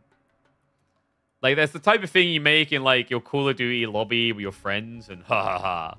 But, yeah, the follow-up was terrible, without a doubt, and it shouldn't have ever been made in that environment. So, like I said, that's why I won't be saying anything in Twitch chats when I'm working events anymore. It dumb. Alright. So, don't save. Should we look at the games? Because I found these pretty interesting, actually. Don't want to play against meaning. Oh, One sec. Ben's very too loud. So, this was like one awkward flaw. So we might actually be quick on day one because my understanding is when you got in game. Oh, no. No, it's good now? Okay. Because this was a problem at some point in one of the days. I think it's day 5. There's an echo in the clean feed, so you can hear Ben and Winston. But this one, so this was kind of interesting. I guess we'll go through these analyses. Golden Horde has been kind of creeping up, and it's been interesting to see. But I remember like getting into this one quite late because we got into London a little bit later.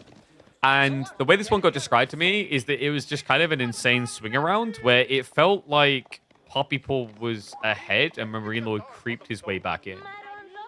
But map like Borderlands, my instinct with Delhi Golden Horde is like an interesting one. They did nerf the cost of their stone investments, but the thing about Golden Horde is they tend to like the longer age hold and Delhi like the quicker burst, right? Because the way that Delhi's worked for a long time is you get your hands on all of these upgrades within the first few minutes. So you always have to think about these burst potential windows. Whereas Golden Horde, because of the way the stone accruement works and the ridiculous power of those different abilities as you get them, you benefit from games just dragging longer and longer in a particular age.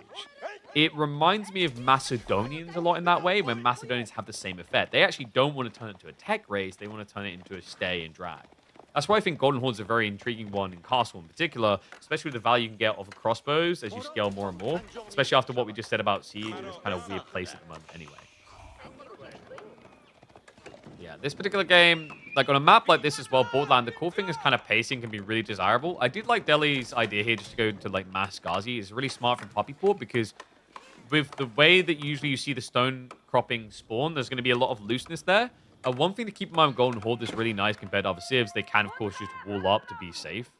But Ghazi has always been the bread and butter of this civ for a long time. The nice thing is, against Turgud in particular, plus the fact you have healing, it does feel like a situation where Golden Horde have to keep finding good, very favorable trades and not just kind of get stuck and locked down.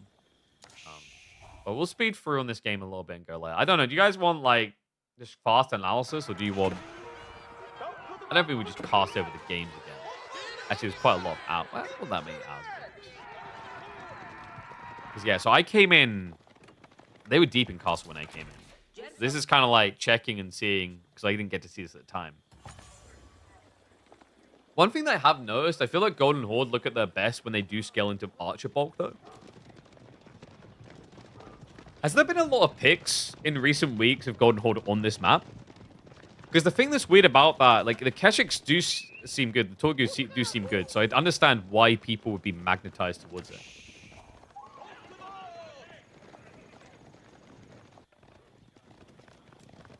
Alright, I appreciate Immaculado. I appreciate everyone who's been saying nice things. Also, I just realized I need to move that chat because it's in a horrible location. There you go. I'll bring you guys down here. Thank you, man. Appreciate everyone's kind words. It's been an interesting year. We'll see if we can make it better. Oh, I'll do push-ups shortly. Sorry, I forgot about those.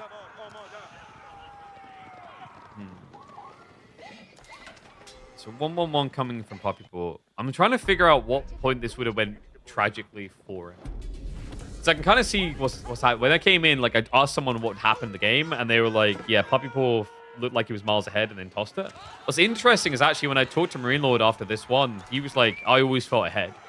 So a little bit of a difference of opinions, but I'm kind of inclined to lean towards Marine Lord's thought process just because he at the same time felt like he played bad in this series. Look at the numbers. I think the deceptive thing is the numbers look really good for Poppypool, but you have to remember that he's up against that armor. By the way, wait, was this a Tower of Victory game? We're 14 minutes in, he's only got 2 scholars. I must have missed that at a glance at the start. This feels like a TOV game. At least they got the blue and red effects, correct? Oh, yeah. You know what's also funny is on the stage, one of the armors is like lurking over the player, like what you say, and the other one's chilling in the back. This is clearly why Poppypool lost. It's that the armor behind him was brutally intimidating him, and Marine Lords was chill.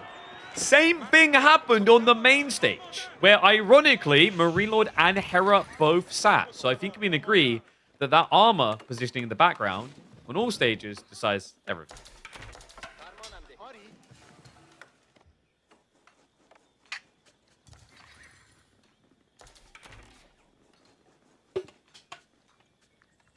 I think this is also the other thing that's deceptive with Golden Horde. We mentioned the stone and how that kind of scales upwards, but the other really nice thing for them, I find, is the stock guard transition.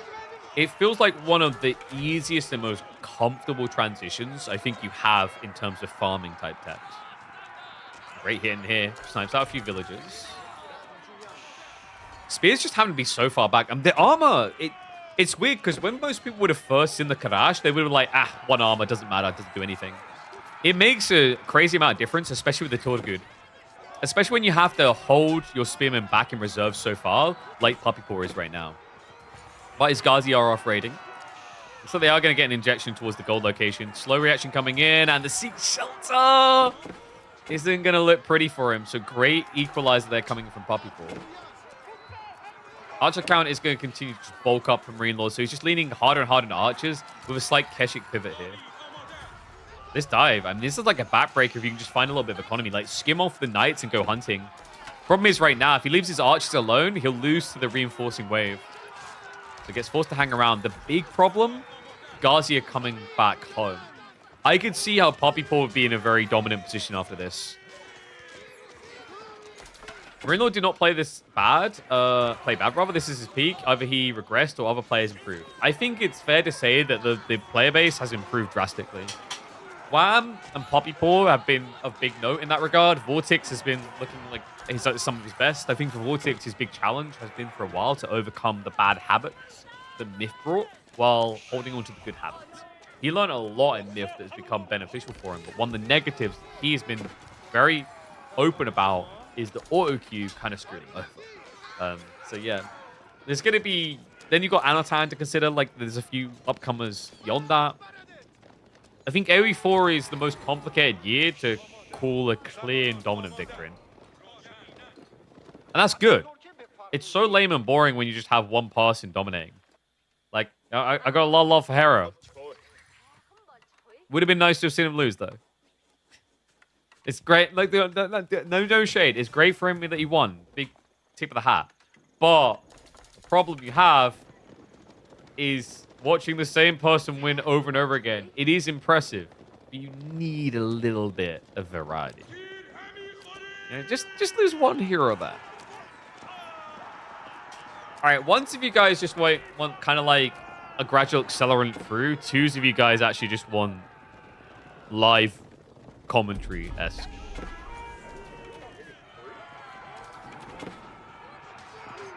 Oof. The stream feed has a lot of lag, actually. Holy crap. Oh, yeah. Am I lagging?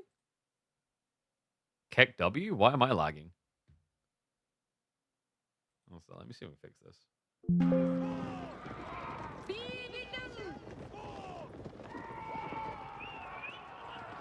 Oh, it's back. The quality is crap, though. Let me refresh this. Why does it look like ass? Not even good ass. Terrible ass. What the most assy ass? Even the audio is different now. What? All right, back in we go. All right, back on board. Is this right? I think this is right. Can't wait for Lou to come back. I'm looking forward to that. You need a representative from every region. That's a cool thing that like AoE2 has as well, right? You got like Yo's in there as well as having like Hera and Leary, and Viper. Everyone needs the horse to back. If I was organizing an AoE tournament, I'm afraid I'd make it an invitation and keep ML out. I just think the audience would enjoy it. No, dude, just have him, like, invite him to the finals and go through there. Yep, ACCM definitely in there as well. Brings a big audience from the Vietnamese side. And then, of course, you know, like Hera, yes, he lives in SA, but you have got the endemic SAs, right? You got people like Hart and Sebastian. That global presence is important. We didn't really have a big contender from South America right now, which is unfortunate. We've got some up-and-comers, but they haven't cracked it. And then, obviously, Vietnam, me and Mike is just kind of help-miss at the moment. Okay, so Pivot now coming into War Elephants. I think this is a bit... What do you build as Golden Horde here? You just go crossbows, right? The problem, though, is they nerfed the cost of the batch production, didn't they? Is it 1,200 stone now? It used to be 950. I think they put it up to like 1,200. So you just need to kind of bulge into crossbows. But the cool thing is he is already 10 eco ahead. This shouldn't be too difficult. And there's the scuffed audio. For some reason, now Benjamin is in the cast. Thank you, Soldier Boy. Where should I buy the game? Xbox launcher or Steam for PC? I'd say Steam for PC. Are you back for AoE4? We're going to see how it goes. Knight's coming out. Whoa. That dive, though, on the backside. Puppy Paw... He needs to strike back. He has got Ghazi in position for a rotation. There's 20 with Ghazi rotating. They're taking a long time. I think he might have actually been checking north side for Marine Lord's economy. He has found him on the south now, but it looks like it's going to have to be a multifaceted raid, and it's going to be big damage needed to be back in a comfortable position. The other problem I'm seeing is like Relic Game, right? Remember, Puppy Paw did not have many scholars womping around, so he only has one relic on the way home. First elephant should give him a bunch of breathing room. 14 spearmen and scaling.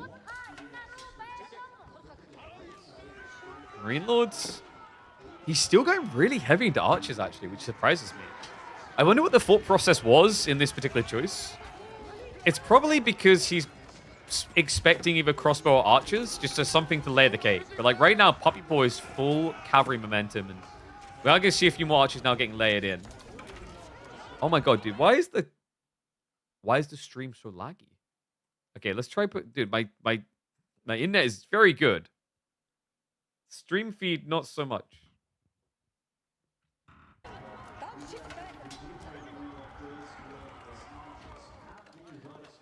Someone still needs to figure out how to do something magical with stream feeds, by the way.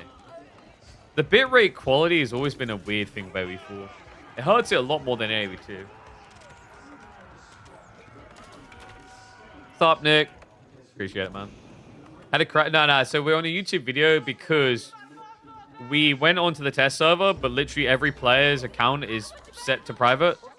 Bit of a weird oversight. So you can't really cast it after the fact. So if you want to look in on the games, this is like the only way.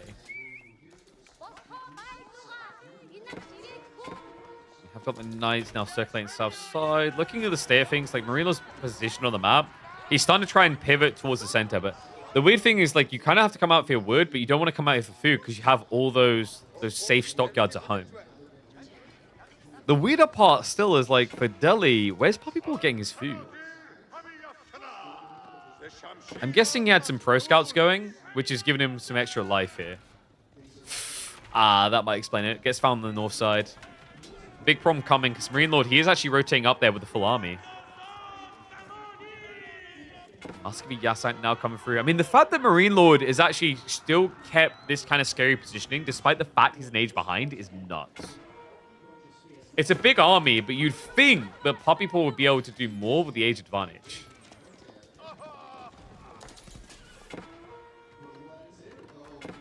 I also think we're probably going to have to see some changes made to Relic Uvus.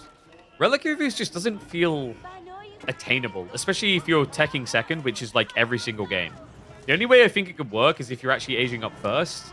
But even when you age up first, it takes so long with Golden Horde. Don't get me wrong, it's a crazy good landmark, the effect, but usually you just... It's kind of like the idea of any greedy relic civ where it's cool in theory, but then you realize you can't pick any relics up. Like, you know, HRE fast castle builds. Got a lot more hairy these days. KP is back. Let's see how it goes. War Elephant actually catching up now. It's a good pin. So Marine's just going to use this to buy time. He's still a minute away. The problem, though, in this game is Puppy Paw's food is just kind of abysmal. We highlighted it, like, where's he getting his food? And the answer is nowhere. He just keeps getting caught trying to come out to these pocket resources. He doesn't have a farm transition underway. He's switching stone, which isn't the worst idea. Like, he has lost a crazy amount of villagers up to the stage. So he needs to replenish somehow. The rough part I do see, though, is, like, heat drop in a situation where you have, like, no food. You can't really castle drop many different food sources. There's like a berry patch is probably his best bet. Because otherwise you'll keep dropping just to then get wood, to then get farms, to then just delay even getting anything food-based for even longer. Sucky situation to find yourself in. Has got a second War Elephant coming. Problem now is Marine Lord, in 10 seconds, he's going to be ready to roll into Crossbowman. And you have no supporting arc, so the idea of just sending these War Elephants forward in the roam when there's 23 spears is not feasible. Has got to keep drop south, so he's going to secure berries. Okay, that's not too bad. So he's basically just trying to hide it. It's expensive. Where did this go wrong? I think Marino done a really good job of timing his retreat into renewed pressure. It just put Puppy Paw in a bit of a predicament where he couldn't find the similar raid effect. Because also when you're this low on food, you don't really want to be forced to dive with your limited knights underneath things like TCs and production lines. And this goes back to the idea of like the food difference, right? It's from Marine Lord, that food source is going to be in one location, very safe, very cozy underneath the TC. Puppy Paw is going to be spread out. And when I say spread out, I mean mainly people dead on the floor with a basket of berries that never got returned.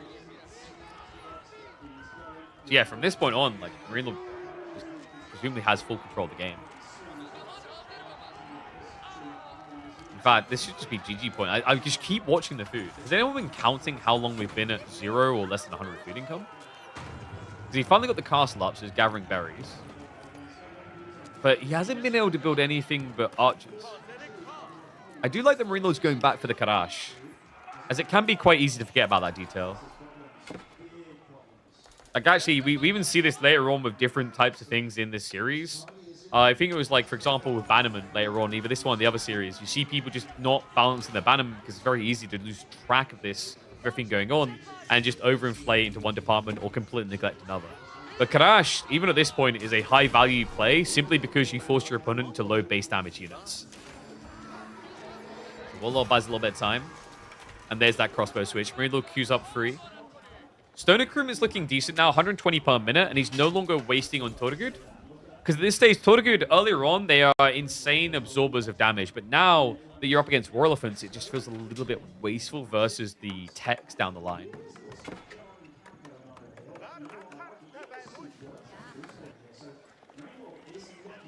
Who else is with me? Like, I feel like Stockyards has, in some ways, become one of my favorite types of food sources. But it's also very clunky in my brain. But you just see why. Your ability to just saturate it into these weird areas like the tree line is so helpful.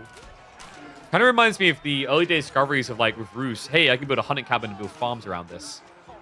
Good pushback. Archers. Able to keep that Warlock from the defensive. Puppy Paw, relic game. I mean, he has got the 4th on the way home. Oh, no, Zach. No, wait, is he going to see him? He's looking for a castle drop, what, towards either the gold? The berries, maybe? I think maybe Puppy Paw was trying to drop a castle on Marino's tree line. Because he's heavily anchored there, right? But unfortunately, Marino did seem wise to it. Start to shift towards the south side. We have temporary food injection, but Puppy Paw still just has a big question mark in about a minute, 2 minutes. In fact, right now, he's snaking berries from Marino's side of the map, right over here. Real far away.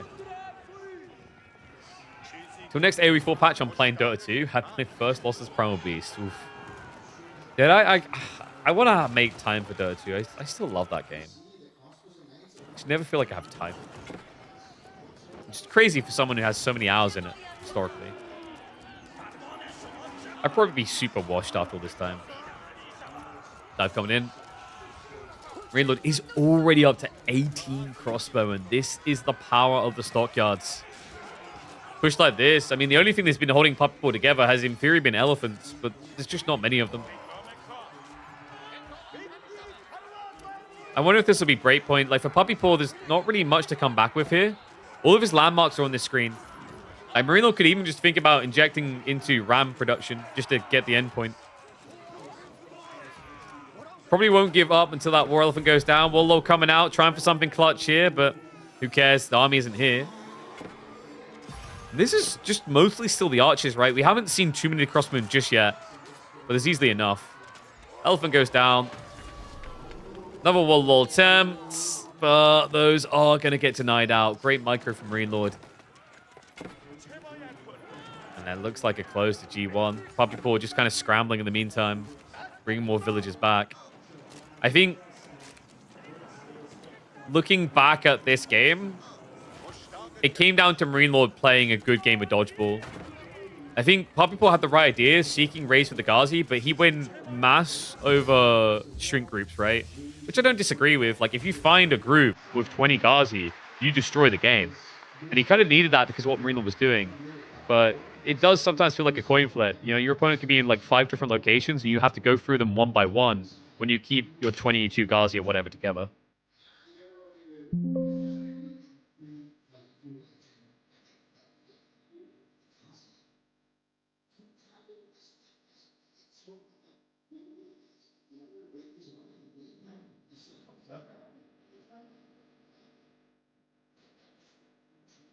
Keep getting doing noises. All right, let's skip into G2. No, not at all. Oh, so they... Oh, no, this is because they're in the talking phase, right?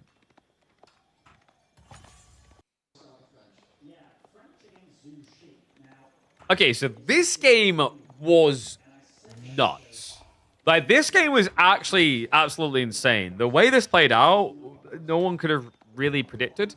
This is where it started to become apparent, like, players are definitely feeling the pressure and mistakes can be made. But the really important thing to remember in that is the idea of forced mistakes, right? Like, you're so focused on certain things, it's easy to overlook critical details.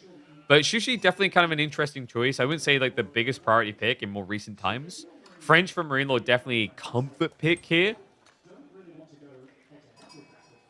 Looking at the way you'd expect this to play out, though, like Puppy Paw with the Shushi, he goes to set up the first dog. Marine Lord isn't going to be doing the same because usually, like, what, you tend to rush towards that gold looking to tech up because that first night has incredible value. I feel like Marine Lord doesn't get enough credit for outdrafting picking so consistently. I think he... It's interesting you say that. I think maybe part of the problem there is that he has historically, and because nothing has changed in his consistency, it's just the norm. Typically in life, you tend to praise surprises more than constants. Does that make sense? You know, like, dude, if like we already know that Michael Jordan's the GOAT. You know, like one of the GOATs. If he's just gonna keep slam dunking on someone, like it's cool, but we know it's gonna happen. If little Timmy we never seen before comes in and somehow slams on Michael Jordan, of course it's gonna get talked about nonstop. So yeah, it definitely reaches that point where, you know, I have it as well where like you might hear me not go over the basics of like an opening because we've already talked about that opening like 50 times. So maybe it's wrong to assume the audience already knows, but also my own sanity, you need to say something different, right? And this guy has been called the GOAT enough. Like, this guy has been called the GOAT and has earned the title GOAT. I don't think anyone in AoE4 can try to contest that. Like, Marine Lord's performance, especially in more recent times, has earned him that title.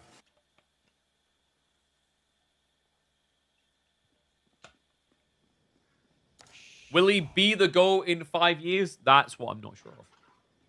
It's interesting to think about that, because I was thinking about this with, like, Age of Empires 2. At what point, and we'll skip for just a little bit, at what point do you stop saying Viper's the GOAT and Hera's the GOAT? That's an interesting thought to me. Like, has Hera finally earned the GOAT status at AoE4, AoE2 rather, or will it always be Viper? Okay, so it looks like we are going to get delayed play into docks, which is to be expected. We talked about the value of the tech timing. Marine Lord wants that first night because that first night can destroy Puppy Paw's ability to go build more docks freely. Also, the nature of this map, forward gold positionings, a Sid like Sushi is not necessarily rushing gold too early. You can exploit that to try and raid them. And it's all about just that small investment that forces your opponent down a line. Like, you've got this landmark. They always think of these Sids that have landmarks that produce units as incredibly valuable. Macedonians actually thrive and require it to even exist as a civ, really, in the current meta. Their ability to be one building ahead without spending an extra 150 wood does give them a clear advantage.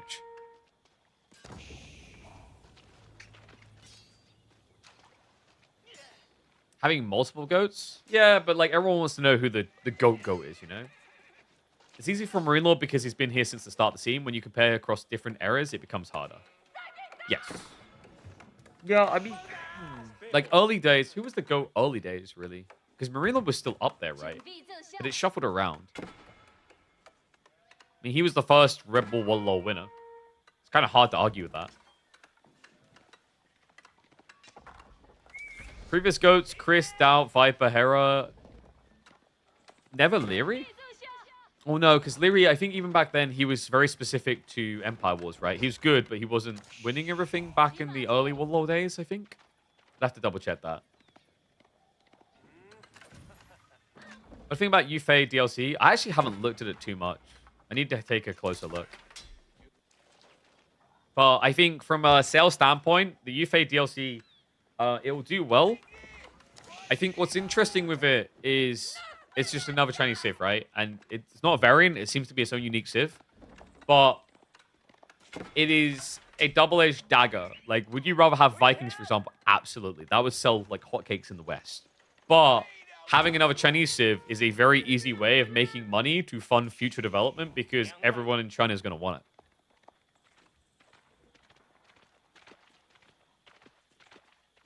it. Isn't a Chinese Civ, but it is a Chinese Civ, isn't it?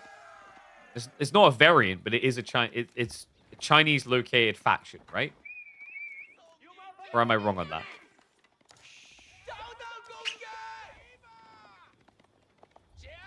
Beast and Reload were close at the start. Yeah, agreed. But I think there was also some other people slithering around, like Lenok, for some people came to mind. Like he was just nibbling the heels. Louis could have contested Marine Lord's reign, but he took a step back. Now, yes. But, like, once again, Marine Lord has been doing it so long, right? Like, the whole idea of, like, if Louis came in and won this tournament, the last tournament, you'd be talking about in the same light of what we're just saying with Hera and Viper. At what point does Hera become the GOAT, right? And that would be the discussion there. Yeah, Louis, like, let's say he came in and crapped over Marine Lord for 3 events. Is he now the GOAT? Very hard to argue that when Marine Lord has won 2 RedBull Wololos, and maybe he would have lost that one to Louis, for example, hypothetically. But then on top of that, he had that year where he won every single S-tier tournament, which I don't think anyone else has ever done in Age of Empires 4. Correct me if I'm wrong, but he's the only one with that accolade.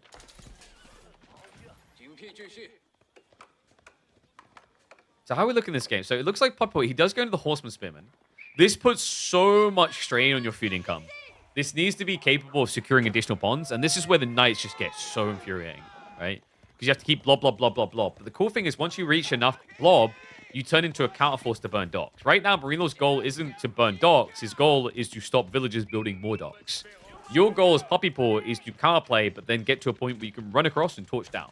It's why Horseman strats have been growing in popularity in Frisian Marshes. That's why Macedonians also look just so incredible on a map like this, because they mass Horseman and then also get bonus torch.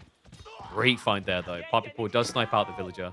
He's still waiting for a transition that isn't coming, by the way. I don't think Marine Lord has actually opted for an archery range, but that should be coming soon. Considering... Actually, no, probably not. I was about to say, considering the amount of wood income, but he's already on triple dock. Can we, like, why are we still using blue, actually, now that I think about it? I'm trying to think, what is the optimal color solution? Also, why did they do red and blue? Because I thought, doesn't Red Bull usually do... Was it red and yellow? Hey, sup, Spruno. Appreciate you, buddy. Welcome back to Spawn. Nah, they didn't do pink and purple. Nice try. Nice clash with the Knights. And archers are now coming through. But Puppy Paw, he's already insulated well. 5 horsemen is a comfortable position to be in. But this game just gets so scrappy and weird. Yellow gets messy on stealth. That's true. Yeah, we need new colors.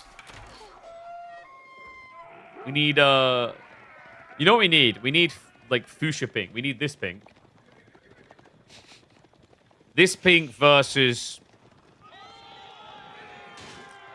What color, guys? Give me a color. What works here? Like a yellow? Magenta? I.e. BC caster from test server and calls with pink and purple. That's genius. Guys, I need a way of doing that. Then everyone just comes and watches this broadcast. Nah, I don't think they meant to do that. But remember, because they use the custom overlay and then push the colors through anyway. They probably just didn't think about it in the moment. Oh, replay. Interesting replay. Oh, sorry, we were just in the replay. I wasn't paying enough attention. So, Chivalry is now coming through, which makes sense. Marine Lord has been doing a good job of just kind of chipping away at the spears.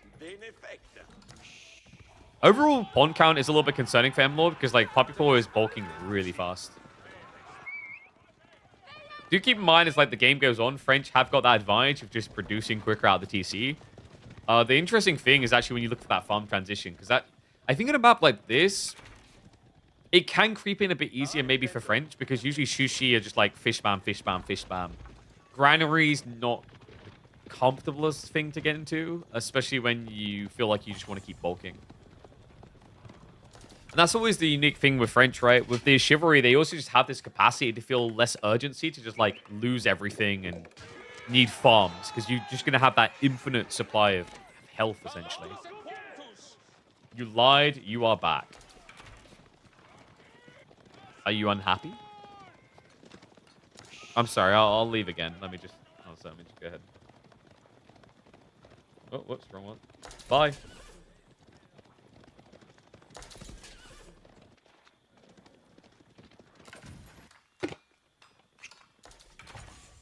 Hi. Chignu from Puppy Paw, what was that about? Well, he built an archery range. What was he expecting here from Relord? Maybe a 1-1-1? Not uncommon, especially if you want to burn down the docks. I wonder if Marine Lord scoured that, and that's like that. Originally, he was thinking spears. I don't know. I'm always a bit weirded out by Shuganu into French. It feels so hard to pull off because Shuganu don't kill fast, and Knights just kill over time. So it just keeps turning into this weird trade. It's very micro-intensive, but like at the highest level, anytime I've seen it, French have looked better. How was London? It was an interesting experience. It was like heartbreaking for obvious reasons, but magical as well. 20 of your runs got you off that pedestal. Actually, it's a chair. Quite comfortable. I wouldn't recommend sitting on pedestals. That just sounds like pain on the ass. At that point, you might as well just sit on pavement. At least you get more whip.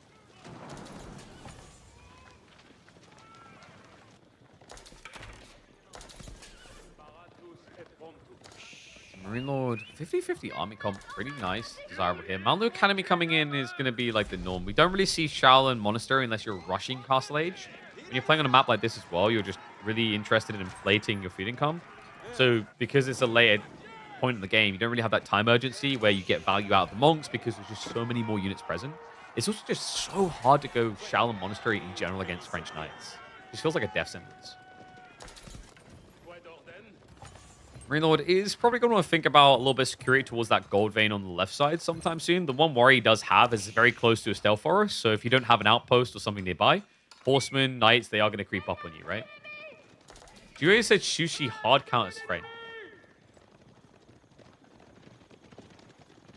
Wonder why. What part? He might be referring to like the Lancer spam, because when you get Lancer spam going with the 20% extra food gathering as well, if you go to it fast, Lancer spam is pretty strong due to the fact that you've got the attack speed. So what you do is like you just bait French, wait for their charge to disengage, and then you engage because you don't need a charge to get your damage buff. That would be my theory on that. And because of the production rates you get off of Mountain Academy, you can eclipse French quite rapidly. But it does come down to food access for sure. That would be my thought as to what GA is thinking there. But like once again, that's if you go castle. If you stay feudal age, I'm backing French every day of the week. And French, oh my god. Who's been backed into a corner here? Marine Lord. He's on the age 2. His horsemen are getting in the way, but the spearmen getting through now, and it forces a retreat. He's just going to shift across, look to move away. Expensive losses. Marine Lord did take a decent amount of units with him.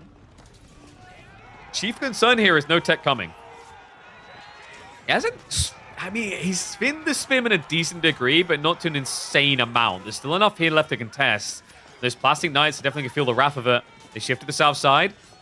Archer micro decent from Marine Lord, but Cal just about scary enough to thin the herd. Will force the Lancers to retreat. So Marine Lord, balls of steel here, stays the course. 60 knights still in the field.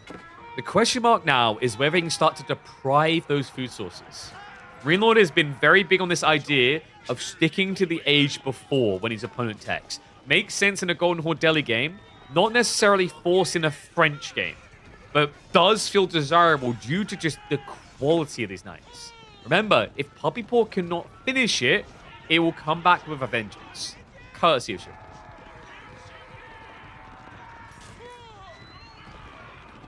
Is this just a one-time thing, or are you planning to cast from time to time? I'm going to be feeling it out. I think we're going to do a combo of like AoE 4 and other content, and I'll see where my heart lies, and also whether it's financially viable. For me, that's like a big thing, is that going full into AoE 4 with the numbers we were making before isn't smart. So we'll see. There was a lot of requests to come back, and we'll see what the future holds. The goal is to not get too romantically entwined with the thing here being AoE 4, to the point that it puts me in a financially compromised position. Right? I have to try and be more pragmatic this time around. Thing on my wrist? Oh, that's just a VIP pass. I'm kind of special, you know. Guildhall finally coming in. Greenlock does not have many knights left, though, guys. Yeesh. Good news for him. Poppy Paw stopped producing spears. Yeah, he's low on food. Flash going to come in here. Lancers just need a little bit of brute force to finish this off. Did get an outpost on that gold, but problem is he's overflowing. This is a good dive point. The problem is Marine Lord has really good food income. Poppy Paw, it's quality, but definitely not going to be quantity on that type of food income, right? 500 to the 1700. That tech up, remember, it doesn't take long. Veterancy for Knights, it only takes 30 to kick in. Love the Arbor switch. Arbitrary does propose an interesting situation here, though, right? Like, this is the game now where Puppy Paw could potentially consider Siege. The conundrum is the food is wide. This is why Cavalry dominates Frisian Marshes, because until you get into the late game, you have to worry about all these pocketed areas of fish that you have to find a way of raiding towards. That's why French does feel like a comfortable pick in this type of map. That's why we've seen things like Mass Desert Raiders, Iabids. We see a lot of, you know, horseman spam out of HRE.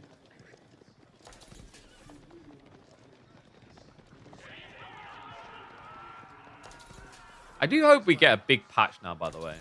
One thing I did kind of know is the meta has evolved a little bit, but it felt weird how much was like, oh, this is kind of how I left it when I stopped doing AoE 4, like 2 months ago? Don't know if anyone else has been feeling that. Makes sense with a big tournament coming. Although I do find it hilarious because Dota 2, Dota 2 is like the only scene where it does it different. Do you guys see that? Dota 2 just had like a big tournament, and they patch dropped basically as the tournament started. Yeah, I do kind of hope we get more rapid evolution of AoE 4. I feel like for a long time, like long periods in the past, basically the evolution of our game has been pushed more on the idea of map rotations and people creating maps than anything else. Which is a healthy position if there's regular changes to maps, new maps being made. But also, there's only so many maps you can't necessarily make. Been a bit stale? Yeah, maybe I chose a good time to clock out for a bit.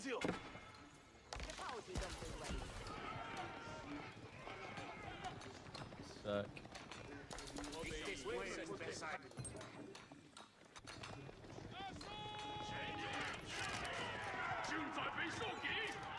Sounds like a challenge.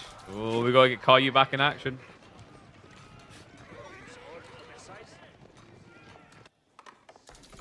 So Arbor count had to be double digits already. I don't like where this is looking to go for Puppy Paw. Like having to go into spears, you understand why, because French Knights are really good. The scary part, I think, is like if you get stuck mass spearman versus mass arbitrary, what do you do? That's a horrible position to be in, right? Rediffusion. Wait, what's rediffusion mean? You went to the show? Yep. I was invited to the show. Went and caught up with some people. Ugh. Wait, do we not have Kanto's saddles until now? I mean, he doesn't have that many knights. It's not that critical of a tech at this point. AP was invited? Yeah, to watch it.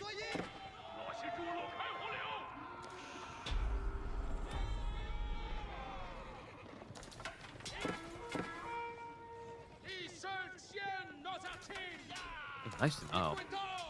Okay, so Monk's situation as it currently stands. Marine Lord, I'm kind of surprised actually he's able to sneak relics like this. But it comes back to that kind of pivot space. The weird part is Puppypool's army, in theory, should be pretty scary. But trying to dive a base when it's Arbor mass defense isn't the simplest task. I think that's why he was a little bit reluctant to go in. Any Clash coming through. Looks like there's a boss kick coming from Puppypool. Clash. With the spoon and placement is good enough to scare Marine Lord away. And uh-oh. Who's this? Yeah, you got ice cream, I know. I can't eat it. You go. Can't have food in here. You make a mess. Because I can't eat the cunt.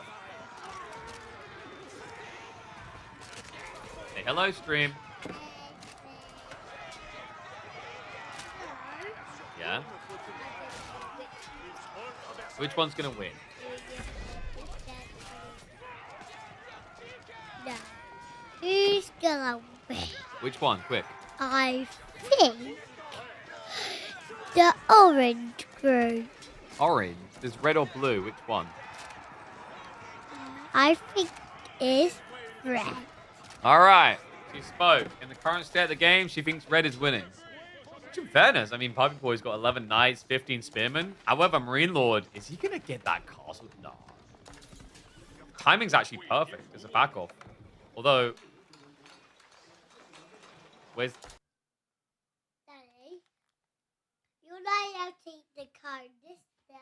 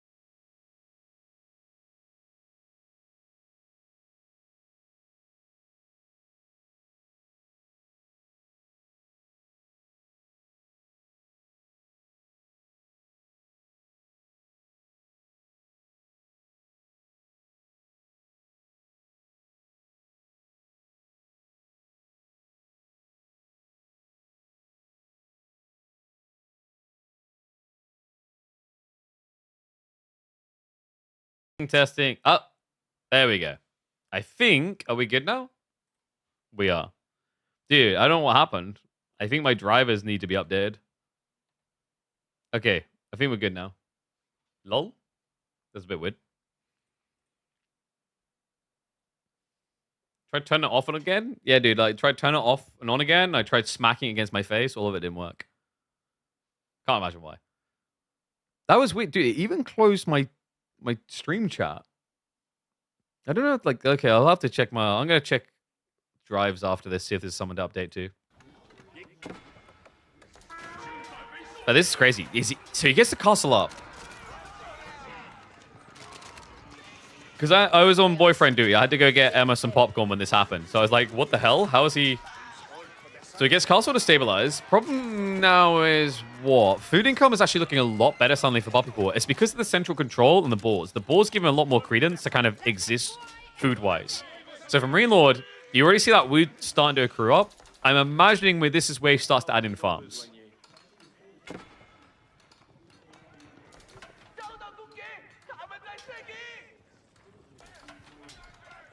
Oh, whoops. I didn't bring it back. There we go. After the expert analysis, I mean, in fairness, with what Freya saw, it was a good prediction.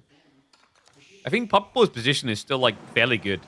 The issue you have now as Marine Lord is you're kind of stuck in a corner with limited gold, and you have to also farm transition. That's a double thumbs down. Meanwhile, Poppy Paw, he's got enough resources left over that he's bulking up mass spears. Not crazy about that against Arbitrary, but he can add in other things. Well, I think we know what he's going to add in now, guys. Nesobees is pretty spook. Marine Lord's making the best of it while he can, just trying to get this Knights in. I think the 2 relics is pretty clutch here, actually. Plus the Guild Hall, which is probably accruing up a bunch of gold.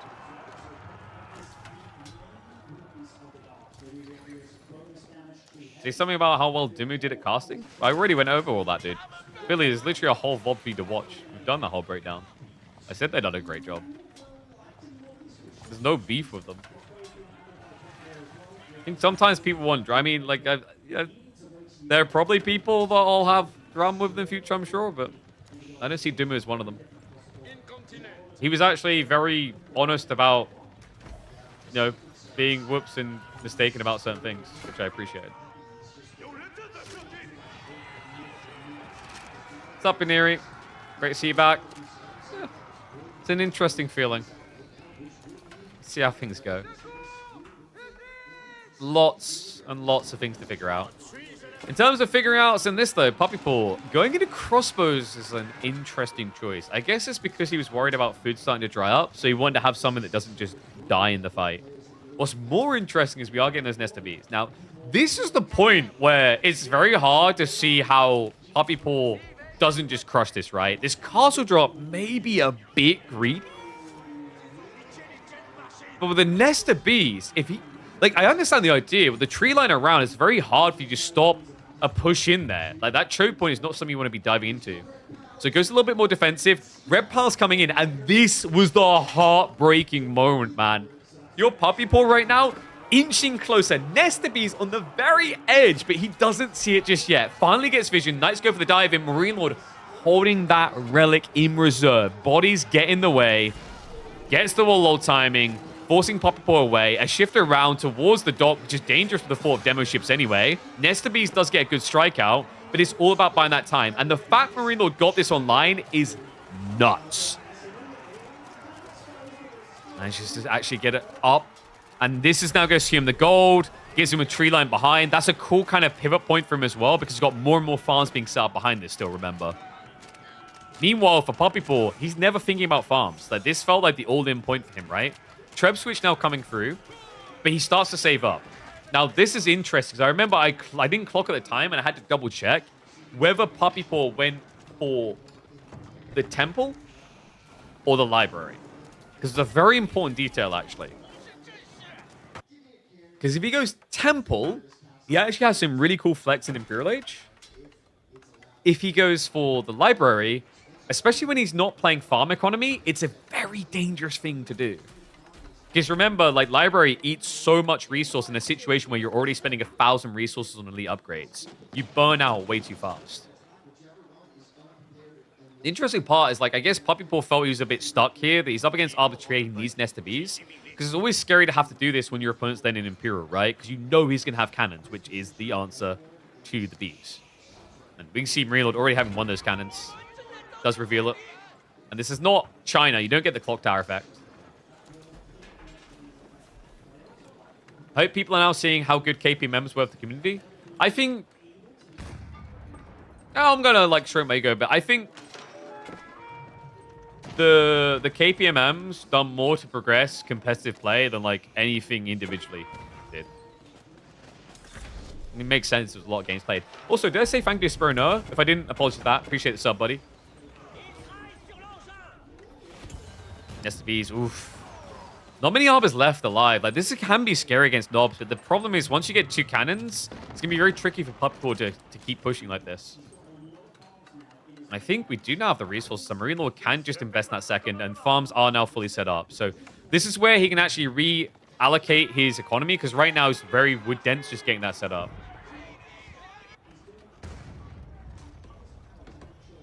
Yeah, second cannon. So now, this is interesting, because you guys saw it, right? Puppypaw went for Temple of the Sun. And this is what I mean about, like, where everyone felt like they were making mistakes, and everyone didn't feel like they were playing perfect. There is a potential way here for Puppypaw, but right now he's stuck on Divine Haste. And that potential way is to sacrifice Divine Haste for the range. The Divine range for all of your gunpowder units, which includes cannons. If you have that, your Bombards have more range than Marine Lord's cannons. Because right now, what Puppypaw is doing is gambling on mass Nobs to break this. But you're reaching a point now where Siege doesn't work that way. You just get sniped every 10 seconds. Every 10 seconds, you're losing like 600 resources. Good push up. Appreciate the 5 gifted trap. Thank you very much, buddy. And you see the problem. Like, the moment you show your face and turn around, boom. That's now 3 siege weapons done and gone. That's like, what, 1,500 resources down the drain in 30 seconds. He's so fixated on it because usually, like, when you think about the nature of this map, the fact that your opponent wants gold for Arbitrary, for maybe Knights, for Siege, all you care about is getting rid of that gold. He can't see the forest past the tree, right? And for him, he doesn't want to necessarily get that win condition for like 10 minutes from now. He's fully locked in on these sacred sites. So I don't blame him, because the idea like cannons does have ups and downs. Like if you go cannons instead of Nest of Bees, your opponent might be going Knights and then he dives you. And he maybe snipes one of those cannons and you're in trouble. But Nest of Bees is always going to have a guaranteed value against an Arbitrary dive. So, like, I wonder how Puppypaw will feel, like, reassessing this later on, whether this was, like, a very weighed-in choice or if it was, like, an oversight type thing.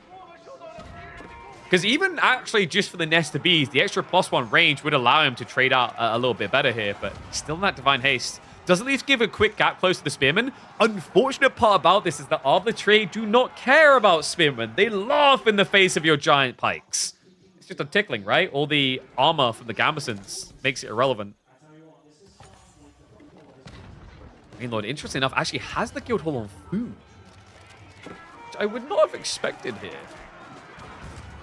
I mean, he has the AK now, right? I think for him, he just kind of wants that food blob reserve in case he needs to switch back into Knights. Got so many farms, though. Either way, he's got a nice balance, and now the cannons gets towards the choke points of this mass blob of melee. The only way Spear's are going to feel nice here is if they can get the surround, because then they can stop the retreat so Nest of Bees can clear up, but it's not happening. Cannon goes in for the snipe, hugs against the tree line, hugs against the shore. And Puppypaw now just doubling down on Nobs again. Minute and a half out from a Sacred Side victory, but you start to see the waning, the effects here. Puppypaw went all in on this. He had no transition of farms, no safety net for the late game. It's a respectable win condition, but you just can't take anything away from Marine Lord. Like, quite, I would say kind of the miracle, the way he pulled this off, actually. Because the other crazy thing is up to this point, it was just 2 cannons. 2 cannons to turn a game around. Yeah, and now, like, what's your thing left to do, right? You've lost mass quantity of spears. You need an answered Arbitrary, which means you're going to be doubling down Nest of Bees. And your opponent has now found the gold necessary to go up to 3 cannons. It's pretty crippling. What's up, Craven? Appreciate the sub, buddy. Welcome back to the Swarm. Nice. This is the thing. Once the spear line fins like this, free access. The Marine Lord going to be going 2-0 up off the back of this. Nest of Bees are kept alive a little bit longer, but if he has no way of sniping that cannon, he has no way of stopping the inevitable push of the Frenchman. Yeah. It's like... I'm trying to think if there's anything else Puppypaw had left to do here. Probably not. At this point, you're just going through the motions. You're kind of hoping for a slip up, I think. Because your opponent still has to go into the site, right?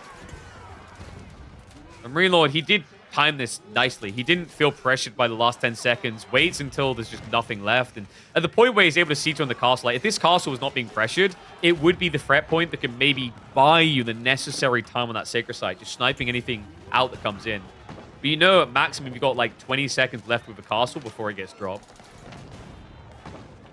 So that was kind of crazy. The interesting thing is in a lot of ways, this game felt like a more drastic version of the last one, where there was a point where Puppy Paw looked like he was going to take full control, and then Reload navigates it like a master admiral. This one, to me, I think Puppy Paw was just a fraction of a point away from where he needed to be. Like, if he scouts that red pass just a little bit earlier, the push up the nest of bees could have just been completely game deciding. But ifs and buts, cookies and nuts, right? Just can't take anything away from the Frenchman. It means that obviously Puppy Paw needed to dig deep when he goes into game number 3, which was an interesting one, actually. I remember Emma asked me straight away, like, who's favored here? I'm like, Marlians has always been kind of there as a decent pick on front range, but people just don't pick it because it has other good maps. But the reality is... Oh, sorry, no, not Marlians. I'm thinking the other set, aren't I? Japanese versus Macedonians. This one was also interesting to me because Japan can win against Macedonians if the game goes too late. But in Castle for a while, it felt like Ridari could just take a crap on you because of the bulk. What's interesting about this map is the way it tug and pulls you is like you want to be raiding. And we'll see how the two players develop their styles as we move in towards that kind of mid-game. Because the thing you always have to remember is like for Macedonians, strike point really is into Castle. And Ridari spam, like, since I've been last casting, they did get nerfed. I just don't feel like they got nerfed considerably to a crazy degree.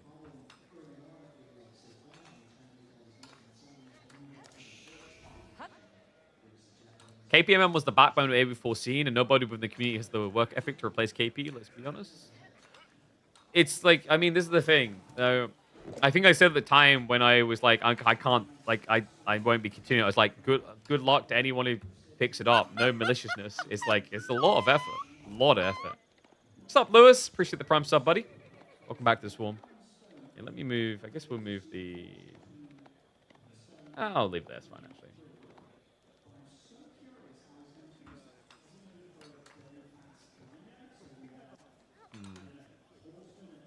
So I wonder... Opening-wise here, there might have been a world in which Japan could have tried to spear pressure.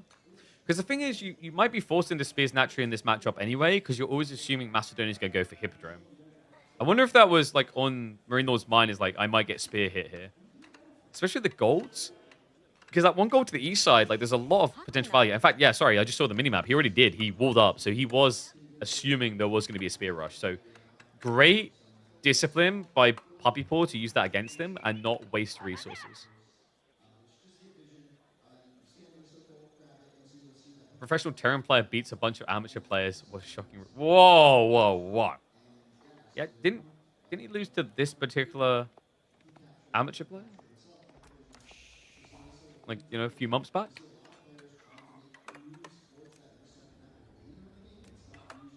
Back for Lure is just a special occasion because of Wololo, because of RedBull. I'm going to see how it goes. I think, for me, there needs to be more than just AE4 to find the growth to provide for my family. So, yeah, this year is going to be a very big discovering year of finding the right balance of different things I do.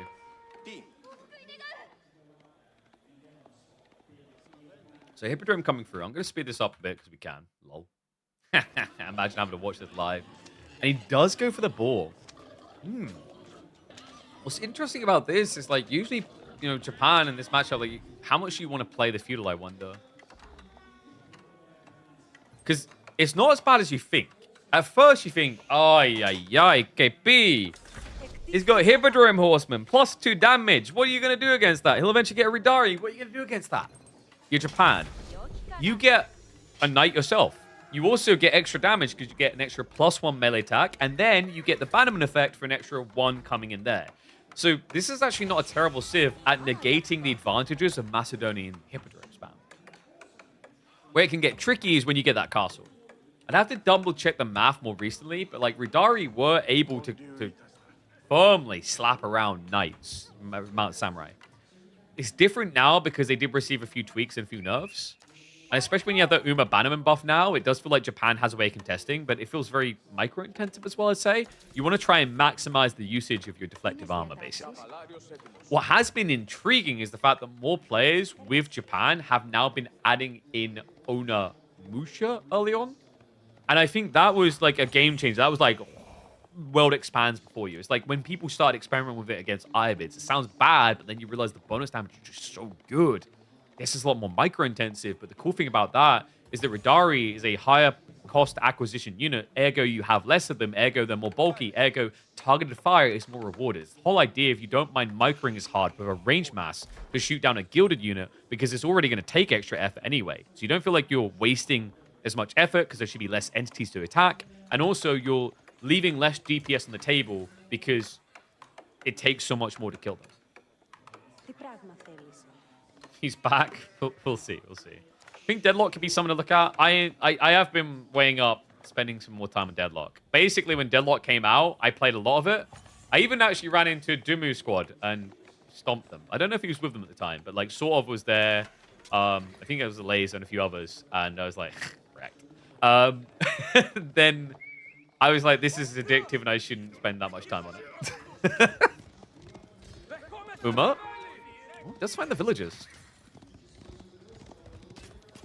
Nice little ring rosies. The problem here is... Oh, no. I was about to say, the problem is once he's locked on, it should be an easy clean, but this is sick micro. It does feel inevitable, but really good damage done to the Uma Bannerman. This isn't just a throwaway and replace, because it's still expensive to lose at this stage. Still, the idle time is good. The one thing I do worry about is, like, it's one thing to idle him out here, but remember, Reload has got his own ticking time bomb coming, which is in the champions. He's soon going to have the Horseman, and then after that, you have to worry about him getting a knight.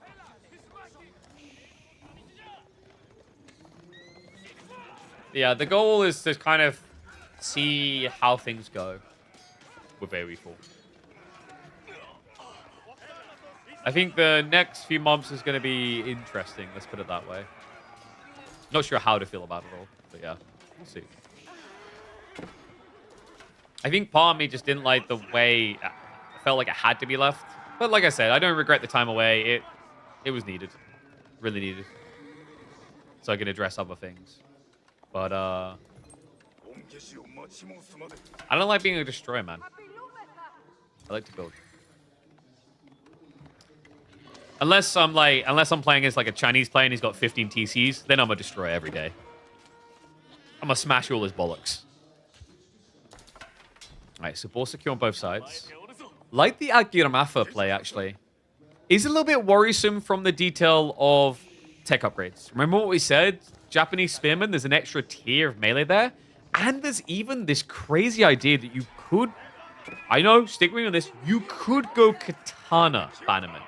You never see it, but it's actually not that bad in this type of circumstance. It's a very linear map, very much tug and pull. And Marine Lord has done something almost heretical. Like, you feel like most games, Macedonians are inherently going to be going for the Bogmathur, the archer. The fact he hasn't has kind of opened a weird path here for Puppy Paw. Which, for the time being, is really good for Marine Lord. Puppy Paw now with the static defenses might make Marine Lord think twice. The problem is, those champions, if you get them positioned right, they absorb so much damage. Unfortunately, they don't get spread too wide here. So it looks like a few horsemen going down. It's going to push past. Torches coming out. No fortification on the way. And Puppy Paw just got caught getting ready for a Yumi switch. Needs to find a way of fixing onto this. Remember, with the Hippodrome Scout there, he's got 35% more torch damage. So the tower doesn't last long. Hence why Puppy Paw is forced to engage. Tanky he may be, but dead he most definitely is. Does get rid of that pesky horseman. We're probably about, 80, 90 seconds away from the Radari champ. That is a scary threshold, and I think that's a big part of Marine Lord's plan here and why he went mass spearman. Once you get that movement speed, as well as having these meat grinders right now, Runestone, plus the drop of a Radari, all of a sudden, your spearmen are outpacing cavalry when they charge.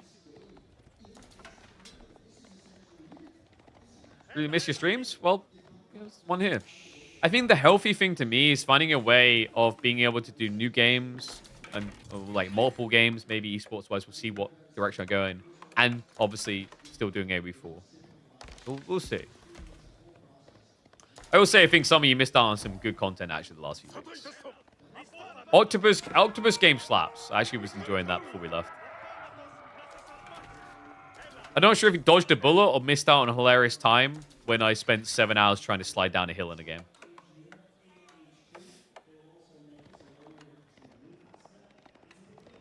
So, Fort Outpost. Good idea here. Marine Lord is kind of riding blind. If he wants to move with his scout to raid, which you ideally want to do, you do need something for vision-wise. And also, it's the type of area you want to hang around in. Also, down the line sets up for a nice little catapult drop.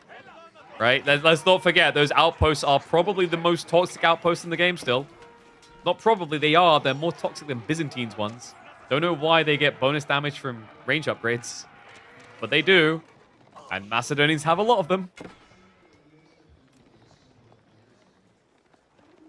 Oh, by the way, Marine Lord, he snuck into the corner. That's a crafty move. A little bit dangerous as well because Puppy Paw did have control of the vision on the north. So yeah, sneaks up there. That's going to give him the food injection he needs. And Puppy Paw has gone for a nice balance. Like, you don't too often see this many spears. I feel like this is more of a comfort zone for the Canadians. They do seem to like their infantry massing. Makes sense, right? Very big Abbasid fans as well. But it has now forced Marine Lord to go back towards his Viking archers, which is what I was expecting sooner. Feels like the backbone of a strong comp.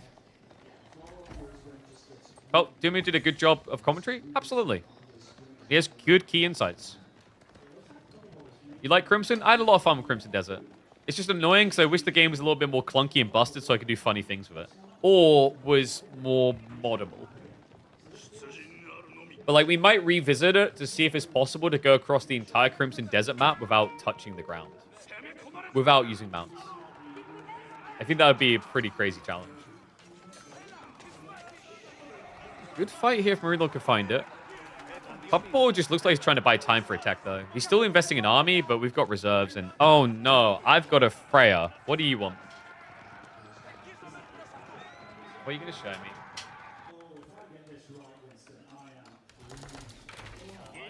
You've got chicken nuggets.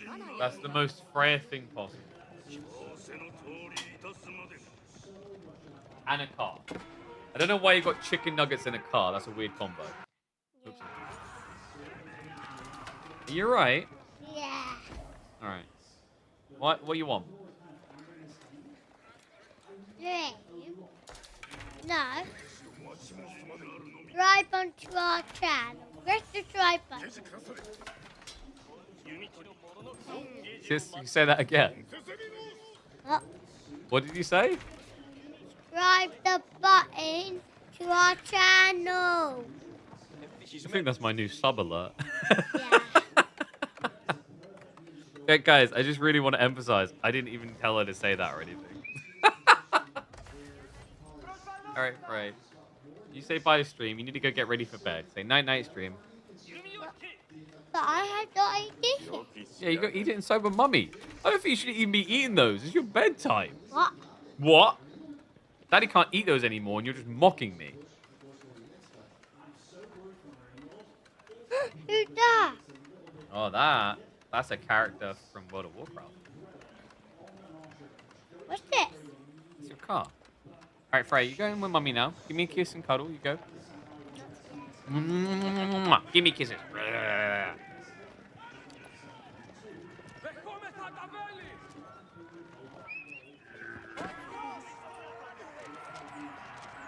So, game state here. We have got that Radara champion we talked about. Mass archers now from Marine Lord. But the tech is on the way. And that's kind of scary. You can do some damage with Bog Maffra up against knights because of the penetration. The challenge is you can't move if you get forced to activate it. There's a lot of abilities that kind of function this way. It's like a stay away from me ability more than a do good things ability. It becomes very situational. So the tech up there. You definitely want to find some additional value. I wonder if we're going to see Puppy Paw creep out for gold elsewhere soon, actually. He's on the back gold vein, but they are small, remember. And you're going to want a lot of knights. Blue's going to win, you think? You know you were wrong last time. I know. I can't believe it. Like, you're rusty. You used to always be right about who wins. You think red or blue's going to win? Red. Oh, you think red's going to win? Oh. Oh. See, this is the person you need when you guys are like in the bookies making your bets. Golden Horn Tower in 15. Really good position for it to secure the center. Freya, for the love of God, please don't kick me in the nuts. Ow. Anyway, Night Count is about to double for Puppy Paw. It does start to get a bit scary here. He only has 9 spearmen to try and contest this, and he has to wait a long time for all those upgrades too. So, that's cheeky. Puppy Paw is going around the back now.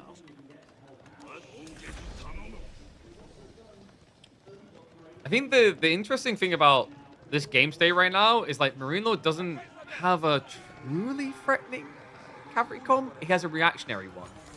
The scary part about this is that you basically are now at a point in the game where you're playing map wide. That's always the desire and design of front range. Front range pushes you far right, far left. And that's why cavalry tends to actually keep a lot of credence here. It's why picks like French can feel great on this map. You have that all in timing. If it falls back later, you have that control of the map. Until the walls come in, we haven't reached true wall point. We've got Marine Lord with a baby wall in the corner, or as I like to refer to it, a please don't kill me wall. All right, darling. You almost done with those? You eating those nug-nugs? You enjoying those? It's like you're just mocking me at this point. Touch me with them, I might die.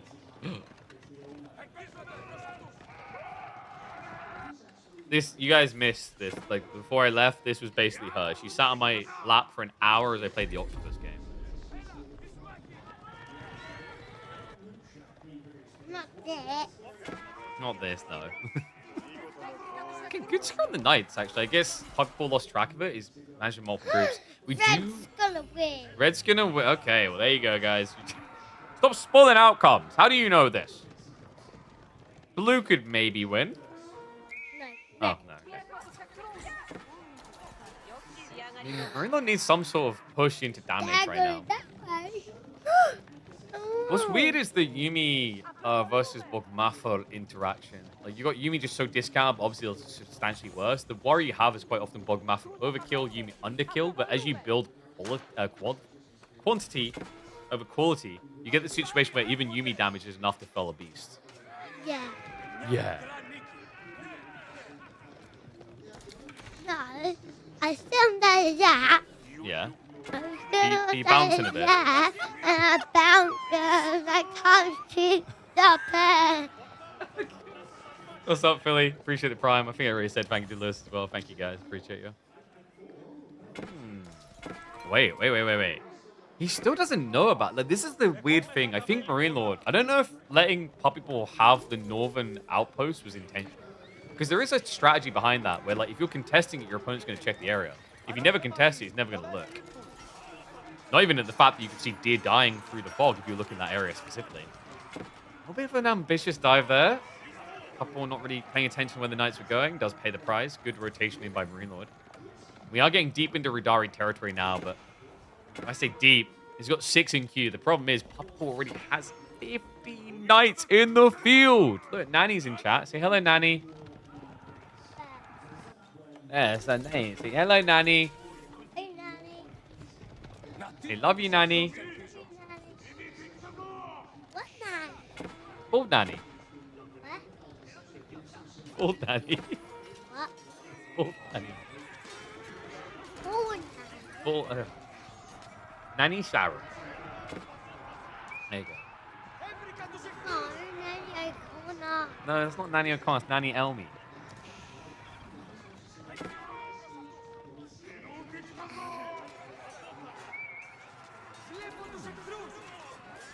Greenwood's honestly, Spear's just in time there. That should force a retreat. Just about gets away. That almost turned into a pin.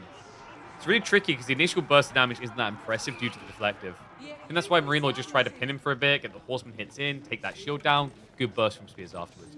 We do have walls now coming out. This is where things get a bit worrisome in my Marine Lord, because the moment you start walling that north side, you are sending a signal out, right? Like the beacons of Gondor have been lit. I am up in the north. Come and get me. And Puppy Paw already has the knights necessary to go looking for them.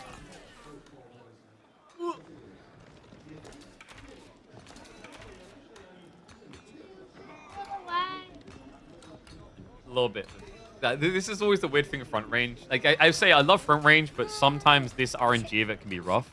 some people get the worst gold veins and other people get full access ones.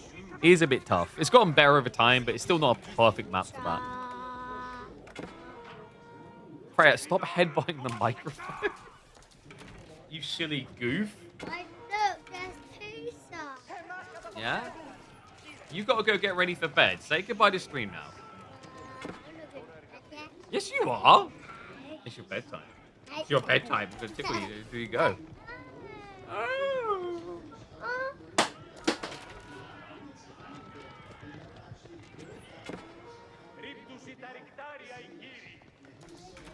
Alright, say night-night to stream. You have to. If you don't wake up, I'll eat all your chocolate. You have to go to bed first for that. Otherwise, I'll eat all your chocolate. What? Yeah? Why? And if you don't go to bed, I'll eat your Easter egg. You gonna go to bed? Not yet. I'm gonna eat your Easter egg. Not them yet or what? I'll eat them too if you don't go to bed. Alright, so what's been happening? Well, I've been distracted by Freya. Ridari count is actually looking good now, but this is what I talked about with the Onimusha switch. He couldn't do it sooner due to the bug method, but now it becomes a necessity and a valuable tool. Well, yeah, the car's cool. Outpost being set up. Just give a little bit of vision here. I wonder if Marine Lord's going to just set up more outposts. It's just Mangonel and placement his way through. I mean, it does work quite well, actually, against the Samurai. They don't care about the collective. Ash coming through here. Weird terrain, actually, from Marine Lord. And this is on Puffball's side, however. Good pushback. Retreat does become a bit of a tricky predicament, because it looks like Marine Lord does not actually have his Ridari champion. So if he's forced to just full-on retreat, the Yuumi will catch him. Oh, big lead.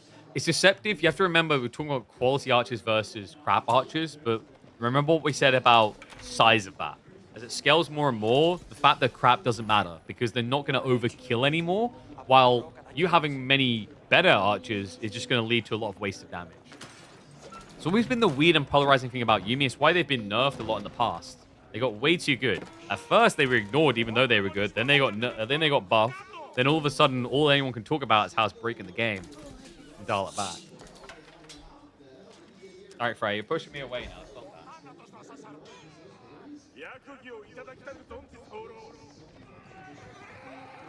I'm trying to think, like, Marine Lord, what is he missing in this type of game? Because there's no way he thinks he can build into a 200 stack army, right? So he's probably thinking, okay, where can I raid? How can I raid? So far, Puppy Ball's just done a good job of reacting to that. I think this is where, like, early control of those northern outposts is so important, because it just gives you that information and timing to know when someone's going in, when they're not. Because if you see someone a mile ahead moving north, you can then move south instead and shift. And Mummy is here for you now. Say bye, stream. Bye. Low kisses. There you go.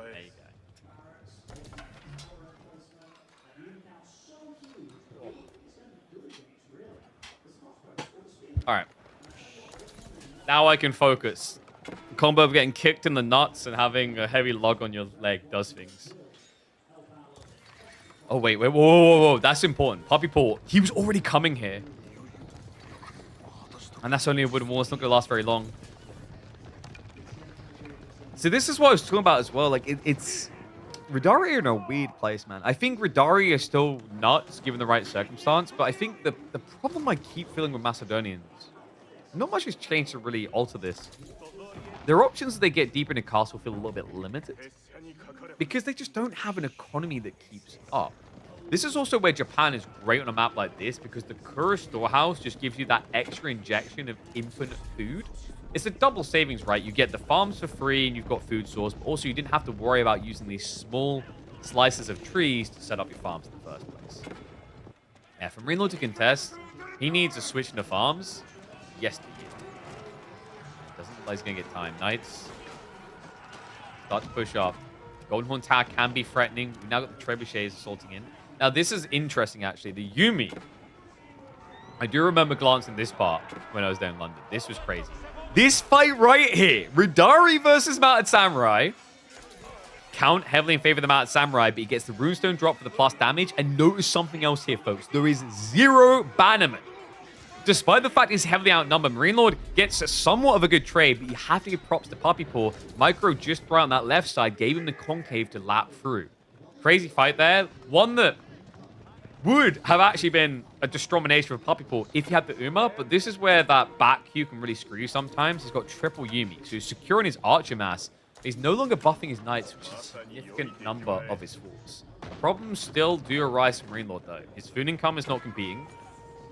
Silver is kind of waning off. Like, where's your value points anymore? I think he already got from fire. To map this out. He's got 2 tiers of range. He actually might not have from fire, so that could be like his boon. Still some way off. Top of that Puppy Paw just getting that Zerg ready, right? He's got a frontline of Spearman now to complete the push. Treb count is up to 2, and that is going to be a dead lava. Keep in mind, Puppy Paw is in chill pill mode as well. He's about to be 200 pops, so for him, he just kind of wants fights to keep regurgitating army. Meanwhile, for Marine Lord, still quite some ways off. Only 155 population. You know what he needs more? Mangonel tiles. If Marine Lord had 3 more Mango tiles. This is like the weird thing with Golden Horn Tower and Mango tiles in the same place. It just both encourages trebuchets. So it's like a double value point for your opponent.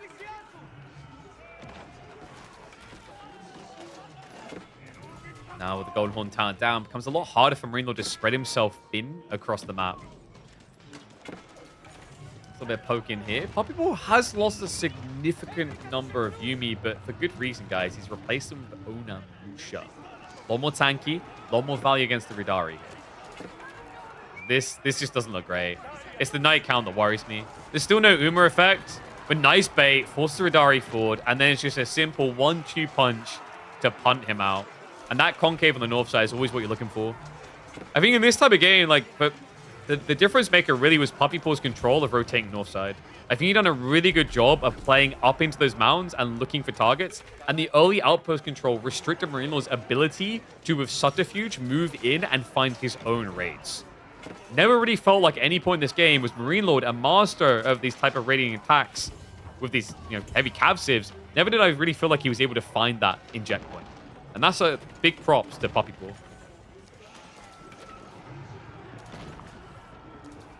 And remember, like, for the player's own admission, both of them felt like they were making a lot of mistakes in these series. But it just kind of shows you the level they hold themselves at. That they're like looking at this, saying, "Oh, this is a mistake. That's a mistake." Probably for a lot of people watching, it's like maybe I saw like 1 fumble. But to me, this just looked like they were playing really well.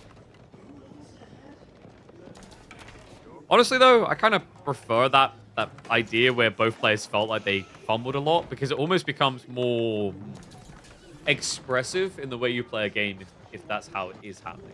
Does that make sense? I've always been a bigger fan of that, because like I always am a big admirer of people that are able to rapidly react to a constantly changing game state, for good and bad. I think that's also why I've over the years loved team esports so much. Is just the idea that you just play with a bunch of people and you're probably gonna fumble more.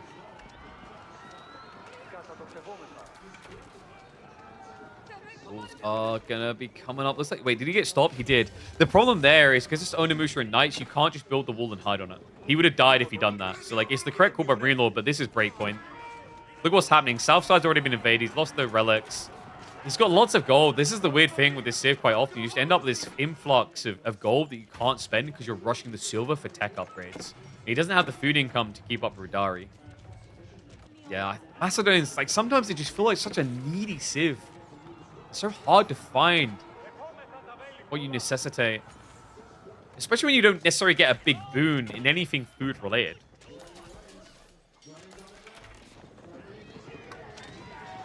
Knights, Nugget should bait him out. He's forced the whole army to rotate around the walls. At this point, even if Marine holds here, he loses the main base. This is looking kind of cruise mode now for Puppy Paw.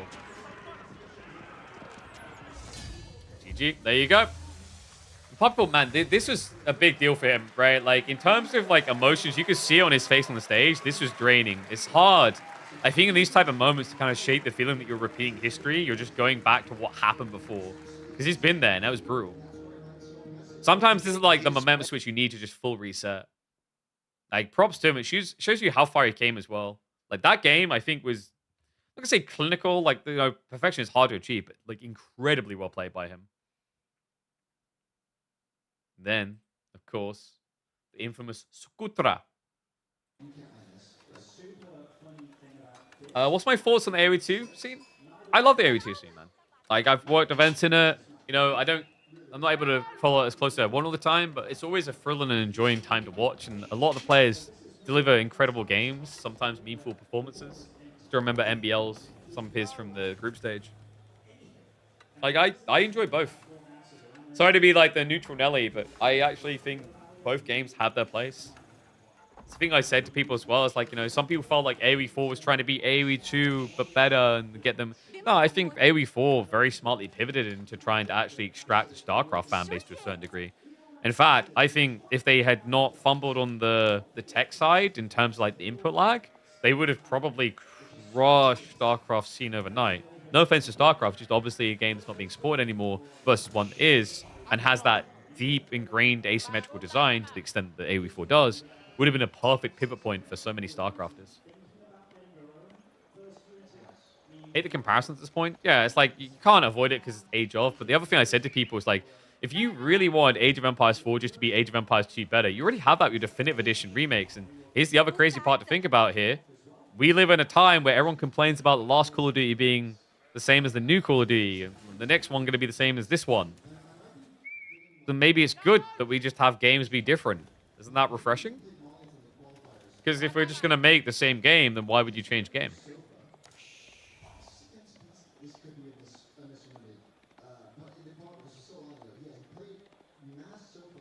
And I was saying a bit earlier, I think where we could learn from AoE 2, AoE 2 has, I think, more cinematic moments around, for example, Siege. That I kind of wish we had. Even Quick Wall. Like, we actually got, like, a preview of how good Quick Walling can be in our game with, like, AoE 4 with the Tuklat game.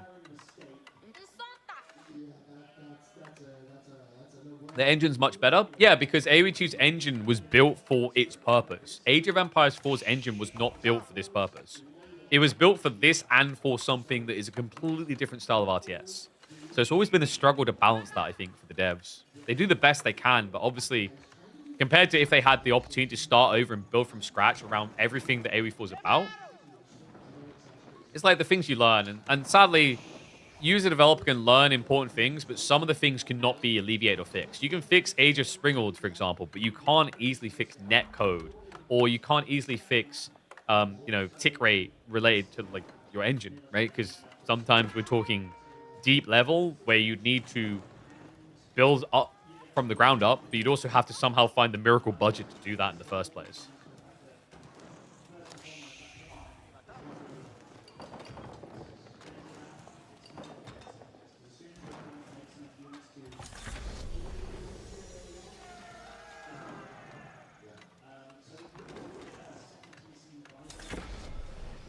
So, Tech Op's coming in. We haven't talked about this yet. The idea here, Abbasis versus Malians. Puppy Paw and Wham. Now, it's something I was saying to my partner at the time. Like, this is really important from a storyline to hit as well. The Canadians, this is like a specialist pick for them. It has been since their very early days. When they first started playing on the ladder with Smurf accounts as well, there was one on there that belonged to one of these Canadians. They love and adore this. The David Kim account belonged to one of these boys. In fact, this boy right here. They bled Abbasis from a very early point. And where most people don't rate this Civ very highly, they do. One of them, I believe, actually used it to qualify.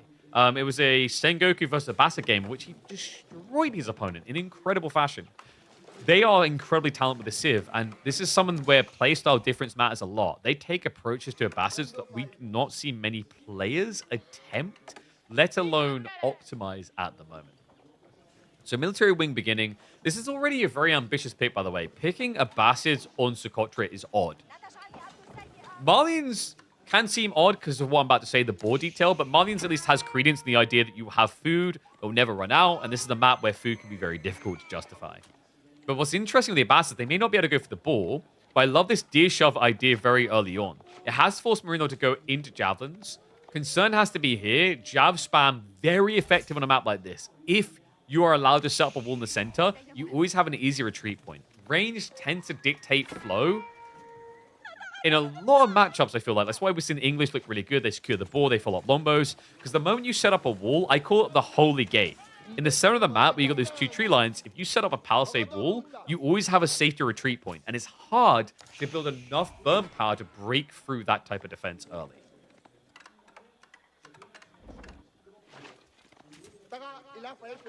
Really tried to enjoy Age of Empires 2, but the units are so tiny. Just zoom in more, lol. Like, what? Same thing I told people like who watch AoE 4 from AoE 2 and don't get it. Just zoom in more, lol. Is EGC Socotra? I think this might be Socotra. Nah, surely not. I still remember how scuffed one of the spawns was of Socotra. But 2TC is kind of crazy, actually. What is Puppypaw's thought process here? I guess he's just worried he'll get out-inflated on Eco if he doesn't do it. He has got a decent position. It secures the primary tree line, gets the berries. The deer aren't too far off. So it almost feels like Puppypaw was bait and switching with the archer spears on the left side to draw attention. I think ideally he gets the deer in, but when he sees javelins are going there, that's great for him. It just draws the eye elsewhere. Like the follow-up into the dot play, just to kind of intercept the backline, you're seeing your opponents going for the gold to get javelins. He's going to want gold for potentially cows. He's going to want gold for any Farimba units. So this idea of just getting an archer ship to force a reaction on the back isn't terrible. And does look like Marine Lord is going towards attack up. Farimba makes a lot of sense here just due to the timing. If your opponent is greeding, you could try to outboom him with cow against 2TC, but you're giving him a lot of scale potential versus my opponent is basically relying on range to hold himself. If I just go into Farimba timing with Javs, or even the Freeborn, I have a push in. Freeborn can be weird on certain maps against the Bastards because, yes, you can slowly kill villages, but Bastards produce a lot of villages. The difference here is you don't have that same ratty behavior of I have 3 town centers and my villages go everywhere. You're on a very small island, so things like Freeborn actually can pin you more easily. It's like EGC Socotra. Okay.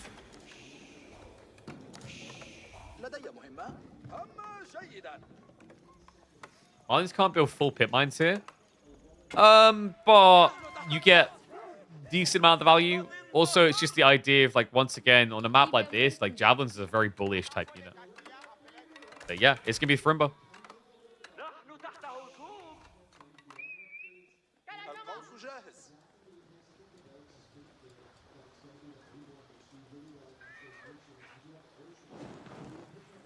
And archers for Puppypaw. So he's going to look to scale that up. I do like the horseman detail. Like, I think this is something that actually the Canadians do very well. They're known for their infantry comps, but I have noticed they're very good at, like, using these civs, horsemen, almost as a buffer zone, not as the intent. What I mean by that is there's an interesting game later in the tournament where the horsemen are essentially used to bog down units so the infantry can catch up. Here, though, it has to be about the horsemen. Right? Because if it's javelins, your archers die. If it's freeborn, your archers die. So Puppypaw lives or dies by his ability to push horsemen. The cool thing about doing that is it gives him a lot of tempo to move across the map faster. Whereas if he was playing infantry, even though it's a small map, he wouldn't get there as quickly.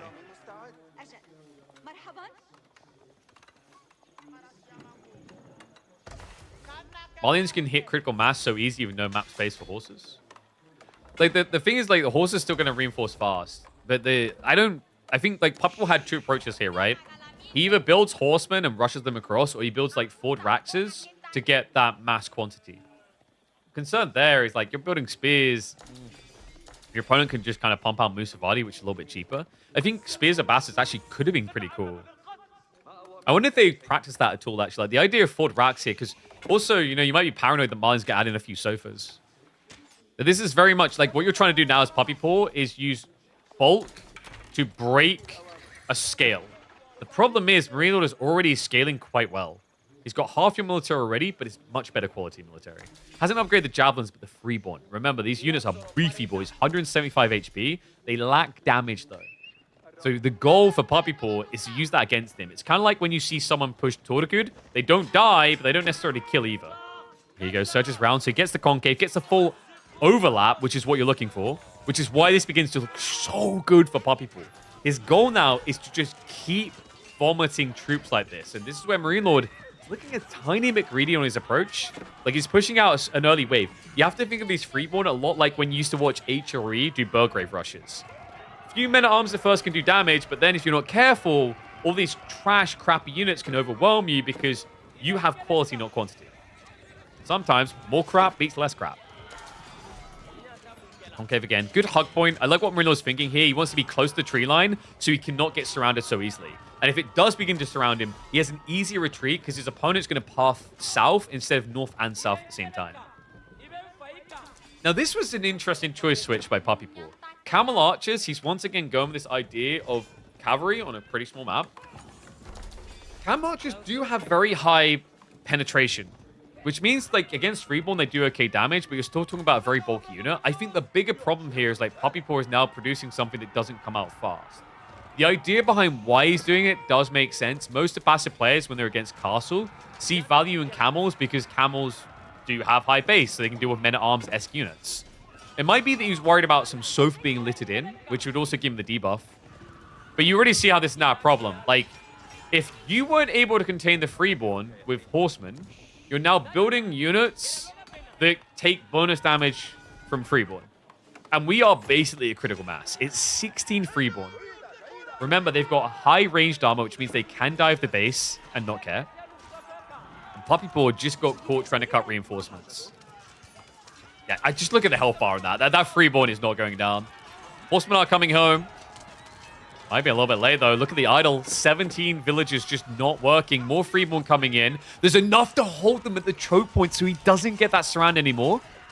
Cam Archer count now up to 5, but this has simply encouraged Marino to go for those javelins. It's almost like he's been teasing him, playing with him on the stage.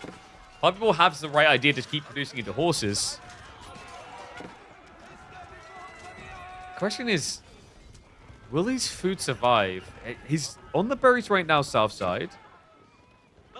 It's a good pushback. I like Poppypool. Like, it's almost like he knows there's going to be javelins, right? He's still got horsemen coming.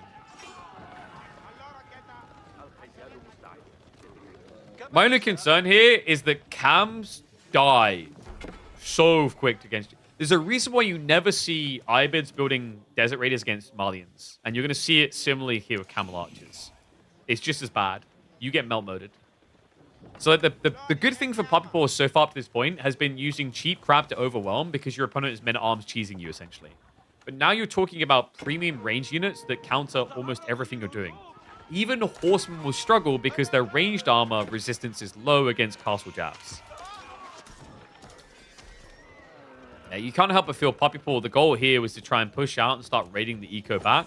Because Marine Lord is dealing with a condensed food eco of cow, but he also needs to try and maybe find a way out for more, like he is on the deer. So I like the idea from Poppypool.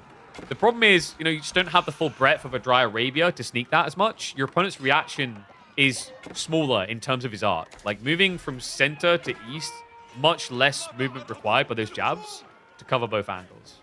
It's so hard to sneak attack in Socotra in mid-game.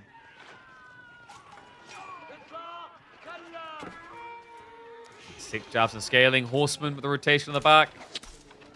Get caught sleeping. And this is Scary Town, right? Poppypool, he feels he's got enough camel archers to cover the tech up. Problem now is, like, 10 camels seem like a lot until you realize the javelin count is now high enough to one-hit kill them. Like, at 10 jabs, you're talking about, I think it's 13, 14? Might be higher than that. Oh, jab. Look at this. Boom, dead. Reload, fire again, dead. Yeah, it's insanely high. I think it's like 16, 18, actually. And camel archers aren't cheap either. Like, this is a lot of resources burned. It's meant to buy you time. He knows it's not meant to be the end answer. It can't be, right? Not against jabs now. A little bit of idle time being forced, but I don't think this is going to compare to what Marino's about to achieve on the other side of the map. You might even consider just getting shivs out here. You get textiles, and these horsemen do nothing. And there you go. Stabs him in the face. Brings him down. Javelin's now rotating. It's the type of game where you can almost feel that Poppypool is going to hit castle and then be left with no army. Or no villagers. It's one of the two. And the gold? No. I mean, you're probably looking for food if you're Marine Lord. Food makes more sense than gold when you're thinking about options for Abbasids. And even though he does have the gold, food will still be a problem quite fast here. Because the leftover berries are on the front side of your base, which can be patrolled.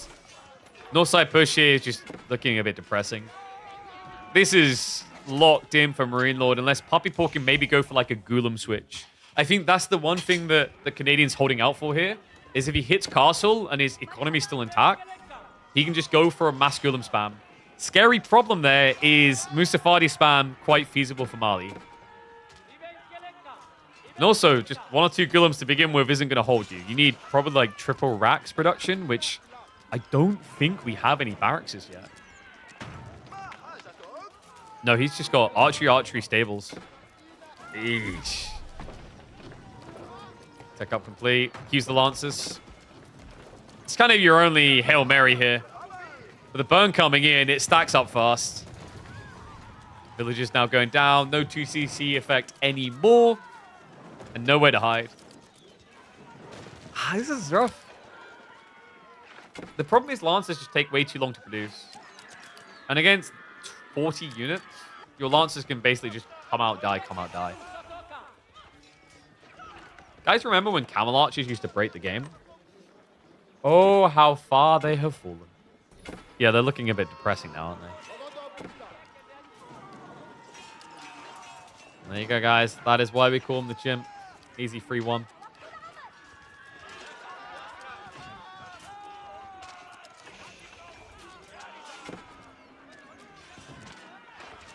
No way left to hide on a map like Socotra. I do like that they included this. I still like Socotra as a map. I know it can be a bit memeful, but the thing I like about it is the style of game is so drastically different from most maps we've seen.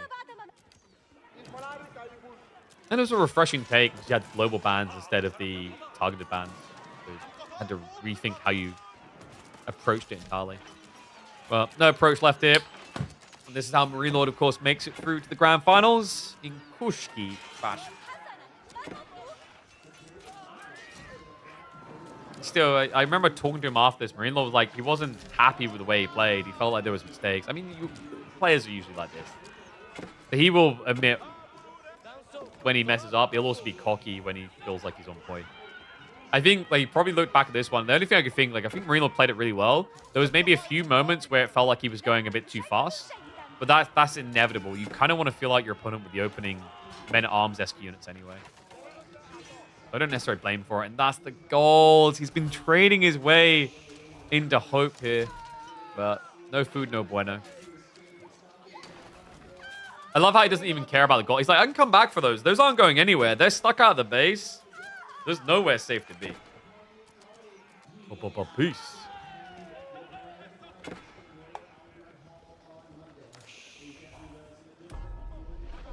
Yeah, solid play by Marine Lord.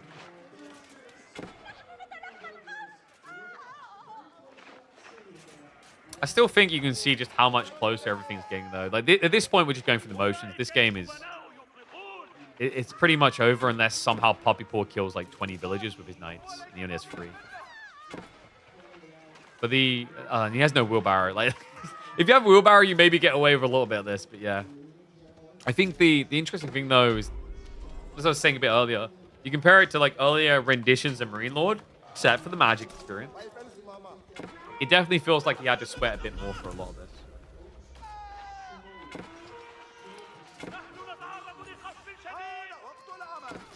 Back to AoE4. Well, we'll see how things go. We'll see how it goes. Everyone has been pleading with me to come back.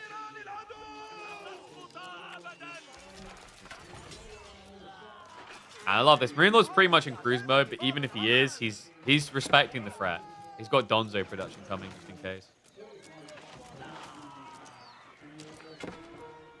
At this point, though, remember, this is the start of the day. AoE4's got to have his time on the limelight on the stage, baby. You wake up for like 3 hours and go to sleep. Nah, man. Might as well hang for longer. But, yeah, there's the inevitable point. He gets found on the final food source. GG. Marine Lord with a 3-1 victory. Showing exactly why he's the range champion, man. Love his approach on that map as well. I think most people just would have straight up javelin near the way to victory, but the freeborn is just such a cheeky detailed against me. Supposed in the interviews, would I have gotten any more out of the players in terms of crazy questions? Possibly. Different interviews have different styles. The thing you have to keep in mind is when you're in an environment like this, you have a lot of people who don't know AV4. So you don't necessarily want to get too map technical. I think Zoe done a decent job of like looking at the players. Obviously, like the bias argument would be, and this isn't me saying I'm better or worse than her because she's a great interviewer. Like for those who don't know Zoe, she's been doing esports for longer than me, and she was like the go-to person for Overwatch hosting for years. She's got a lot of experience. Obviously, the advantage I'd probably have over her is that I know this scene inside out. Like, dude, it's like ingrained in my soul for years. So I can basically nitpick the tiniest fragments of random knowledge that other people just probably don't know. So yeah, it's different styles entirely.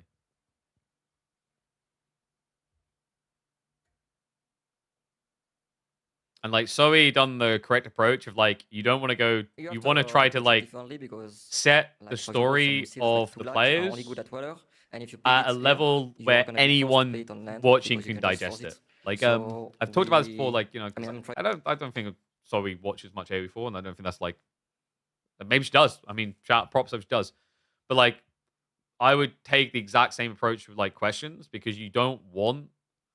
There are nice fun tidbits you can put in there occasionally, but you want to basically, you want to create, what's the word for? You want to create the most accessible plane to welcome people in. Like this is, I remember talking about this, like TI does this very well, where Dota 2 TI would try and invite in hosts that don't do the game throughout the year, because it gives you a new introspect. And so we understood that. So for example, like 2-3 questions, don't spend too long on them, play reactionary to what you're hearing and get the emotions and invoke it. She does a great job. Let's say she always has. Is Zoe that used to work for Join Dota? I believe so. Yeah, so she was in Dota before I was, years before I was. I worked with the Join Dota people a long time afterwards.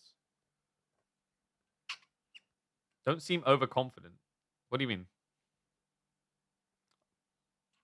She's definitely confident. She knows, like, dude, she knows how to do her thing on a stage.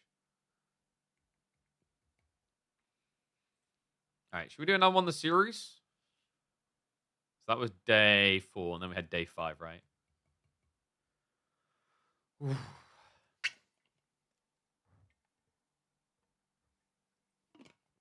Is KPMM coming back? Oh, no monies. If KPMM was to return, I'd have to reassess some things involved with it. And in terms of potential Microsoft funding, that probably wouldn't happen for about 1.3 years. So doubtful.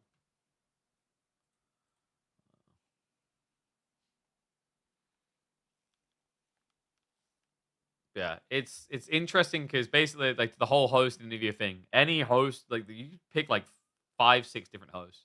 I don't think anyone will necessarily do like a better job than the other of these tier 1 ones. They will probably do a very different job.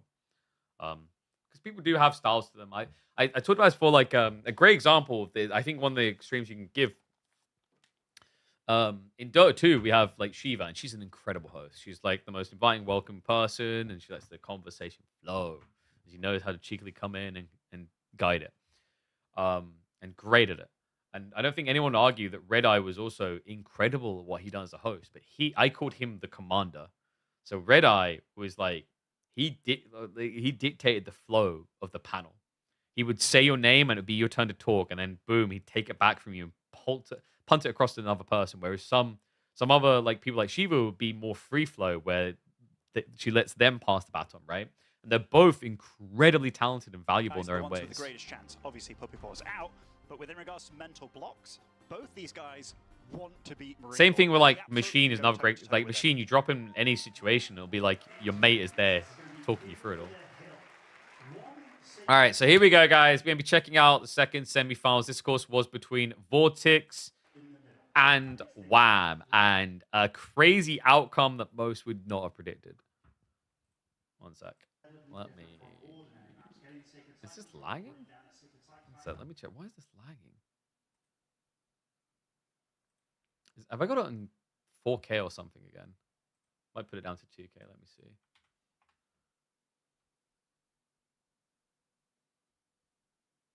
Dude, even trying to load it up now on YouTube. I don't. Sometimes with unlisted videos, it just gets weird. Okay, 1080p. Let's try 1440. Is this G1? Yes. Oh, this is the day that had the echo. Guys, do you want to skip the echo day? Do we skip the echo day?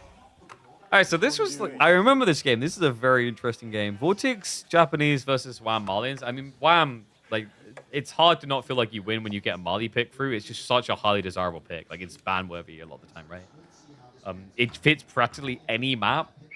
It has a very polarizing economical approach and unit roster that puts it in a league of its own, I want to say. And we have been seeing a lot of it here in particular. And this is, man, it almost felt just so right that the game where we saw this done at RedBull Wololo was from one of the twins, considering, I think it's Puppool that done this first. It's their build. All right, they were the progenitors of the outpost mill drop defense for Malians in more recent times. I say in more recent times, I'm sure there was someone out there like, I done this 3 years ago, man, I'm so ahead. But they really brought it into the limelight. I still remember casting a game between Louis and Puppypaw in the ladder, where Louis just looked flabbergasted. He didn't know what to do with his HRE rush because of this sole move. And that was back when HRE was just kind of using Malians as a human toilet because of the rush timing. They didn't have an answer until this came up. Still, Vortex stops at double spear. The problem is he kind of wants to milk a little bit more value, right? Like maybe torch down some houses. And he's already scouting to the south side, trying to keep an eye out for that secondary gold vein. Oh, wait, have they... Can you guys hear the echo? Is it bad or is it okay?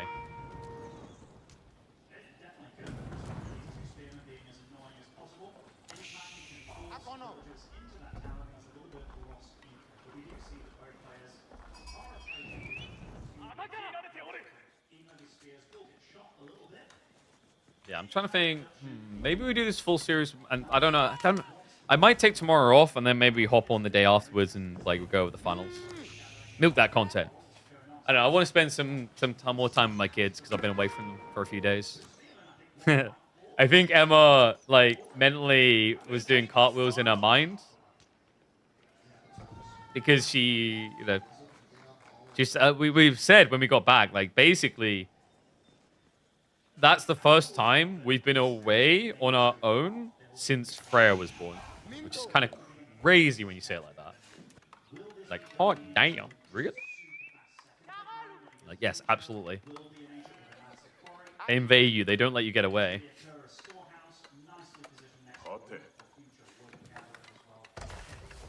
So yeah, he plays the storehouse safe just to the early wood gather. Interestingly, he puts it a little bit on the forward side, but I think it's because he wants to keep it a bit close to the gold anyway, so you kind of triangulize your economy. You don't want to spread it out too wide when you know Malians can add in a few Sofa. That, by the way, has been a big controversial point of the rise of Malians in recent times, is Sofa just feels so good in Feudal these days.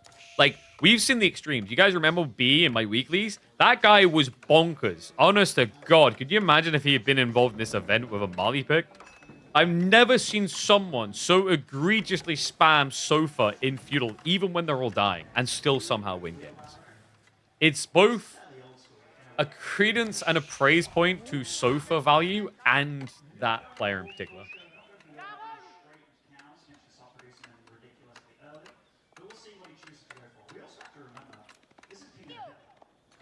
Mansa coming in from Wham. 30 seconds out, and I imagine we're going to be looking at... Does he go Archer beginning? You could probably like open archery stables. Probably stables first just to kind of poke, because you haven't seen more spears. And looks like Vortex did lose one of those spearmen. The fact that your opponent has built rack suggests you want to go archery. The cool thing about that with Malians is it gives you 2 different transitional points, right? You either go for archers or you go for javelins. But never underestimate the value of those type of small details when you have these civs that have multiple arcs. It's why usually when you look at Macedonians, they feel very good around feudal castles because you're not quite sure what you're getting when you see a stronghold. It's a more expensive building, but it has all this diversity. Same reason why we saw Iabids get a lot more tricky with their feudal timings into castle transitions is their ability to build one type of production building and punt out multiple unit types from it. Now this is sick. Vortex has gone for Onabigatia. I saw this detail and I smiled. I was so enthralled by this. In the very early days of Japan's involvement in the game, Malian versus Japanese had some quirky builds being developed involving early Bugeisha. The theory is quite smart, actually. If you open, for example, spears here, your opponent is going to be going into range, but unless he sees more spearmen, he's probably going to invest in jabs. Inherently, most Malian players go Donzo jabs at their baseline, right? If they're doing that, Bugeisha feel great because javelins don't get bonus against them. Donzos get melted by them. You can go archers, but the cool thing about Japan is because of the horsemen and things like the Bannerman and the extra melee buff, they love getting into pony territory. So anything like enables you to go there is great. So like for a while, what we were seeing was really effective, at least in the early days, was like you go Bugeisha, you go a few horsemen, and you have an ability to fight over the initial pit mine and actually burn it. That's the other nice thing about this combo is everything you build gets to burn. Here, it's not going to be horsemen instead, it's going to be Yumi, which is an interesting choice, actually. I guess maybe Vortex just playing for time instead of full investment, which makes sense when you look at his resources. So this is just a bait and switch. He's trying to now force Wham to throw as much resource wastefully at Feudal as possible, which is working. Question mark is this what Wham wants? Could you just go straight Donzo Javelins and be happy? Because on a map like King of the Hill, at the end of the day, it does just become about your ability to get to the top of the hill, right? And lock that in. I mean, like that... I like that about King of the Hill, but it is one of those unfortunate things. I was saying to someone the other day, like, you'll never see Imperial in King of the Hill. Or not in a way that feels like it truly matters, right? The games tend to be decided in Castle because of that nature of a single sacred site. Still makes it all the more refreshing. Oh, crap. I keep forgetting to do the push-ups, don't I?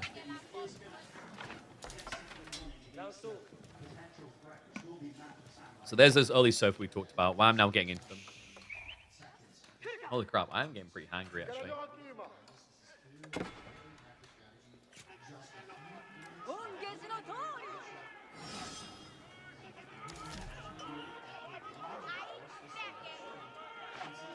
I don't even know what... Oh, yeah, I think Emma said I got meatballs. I actually have meat this time.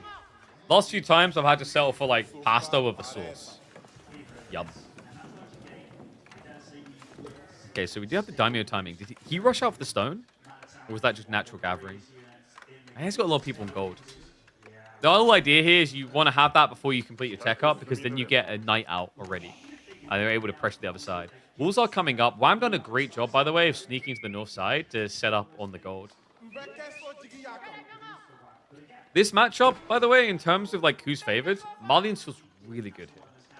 It's really weird for Japan because also the longer the game goes, the kind of better Malians feel. They just get to blob Sofa more and more, and it usually feels like it's very hard economically for Japan to compete at that point. And I think more recently, maybe even earlier, we've been seeing that effect due to the Sofa factor. But tech up complete is going to be the Mount Samurai switcheroo.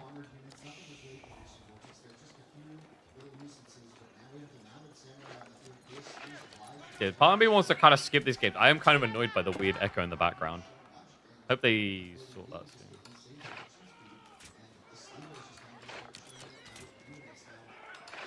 Yeah, haven't we... So in terms of what's next as well, like, have we got... Is it this weekend? I think we've got a tournament coming this weekend, qualifiers. So we might look to cast that and see how it goes.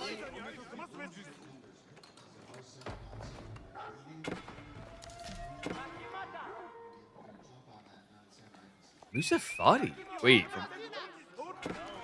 that a misclick? It's only one so far. I mean, Musafari are cheap. They're not terrible against knights, but like, instead of spearmen? Could be an argument for stealthing in.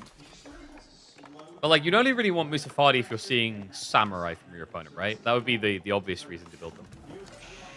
We do have the cow bulking up now.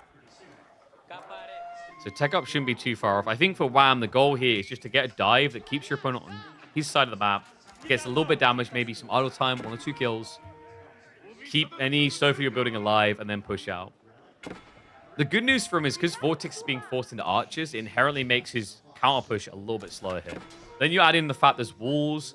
It removes a lot of the threat value of these early mounted samurai.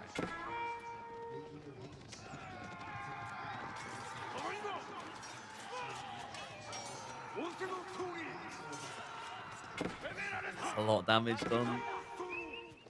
Vortex, I think you've got to be a bit worried about the value in these early exchanges. Because you'll know the time is coming. And the scary part is, yes, you are an age ahead, but unless you can pick up relics or find a great food source, maybe you're a sheer drop, start building more out of the TC. What is actually happening is you're reaching a point where Marlene's dominance economically is going to be undeniable. You're weighing at Heathrow Airport. Please send help. Why do you need help? Heathrow's like so easy to go through. What? Dude, if you're like Stansted, or if you're at Gatwick, I think like Heathrow has been the easiest experience for me. Gatwick's a nightmare because it's just so big. So I'm saying, like, I don't know, man. I've never had a problem flying because the cool thing about the UK is it is insanely rare to not have a direct flight. The only time I've not had a direct flight or direct travel is because the travel there isn't direct. Like Heidelberg was a case of, you know, they flew us into Frankfurt and then drove us down, for example. You're at the gate, but you arrived too early? Dude, that's what this stream is for. Too early for your flight? Watch the stream, lol.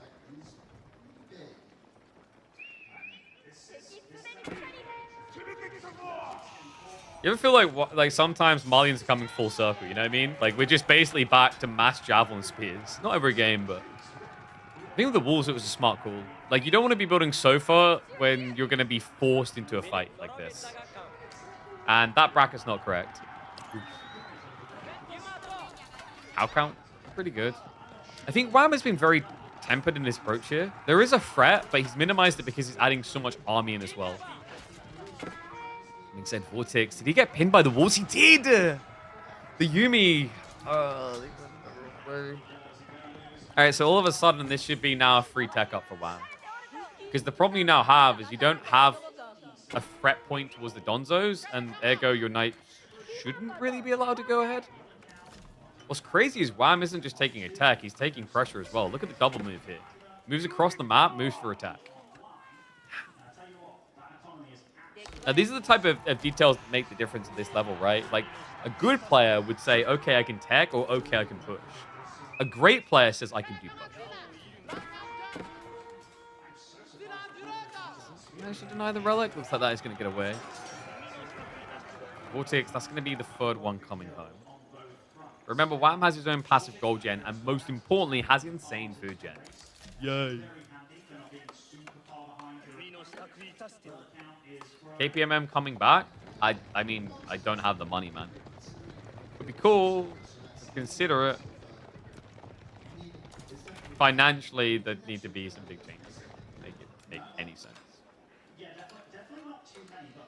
Fulani Corral on the way, 17 out 20 cal. This is attack point for Vortex. He has read it perfectly because, of course, Wham is backed up.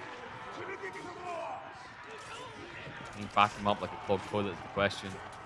Early pokes like this, not great for Vortex. The Yumi count, not insane. And, well, they may be upgraded, but you know the window is small. The tech is happening. It only takes 30 seconds to get the upgrades in for those Malian units. Which gives you a very, very thin opportunity to get damage done.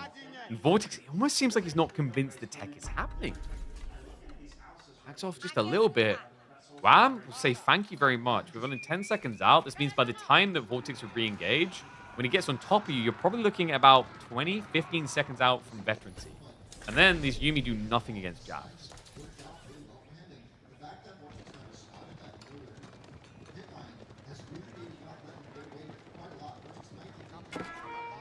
Sam push.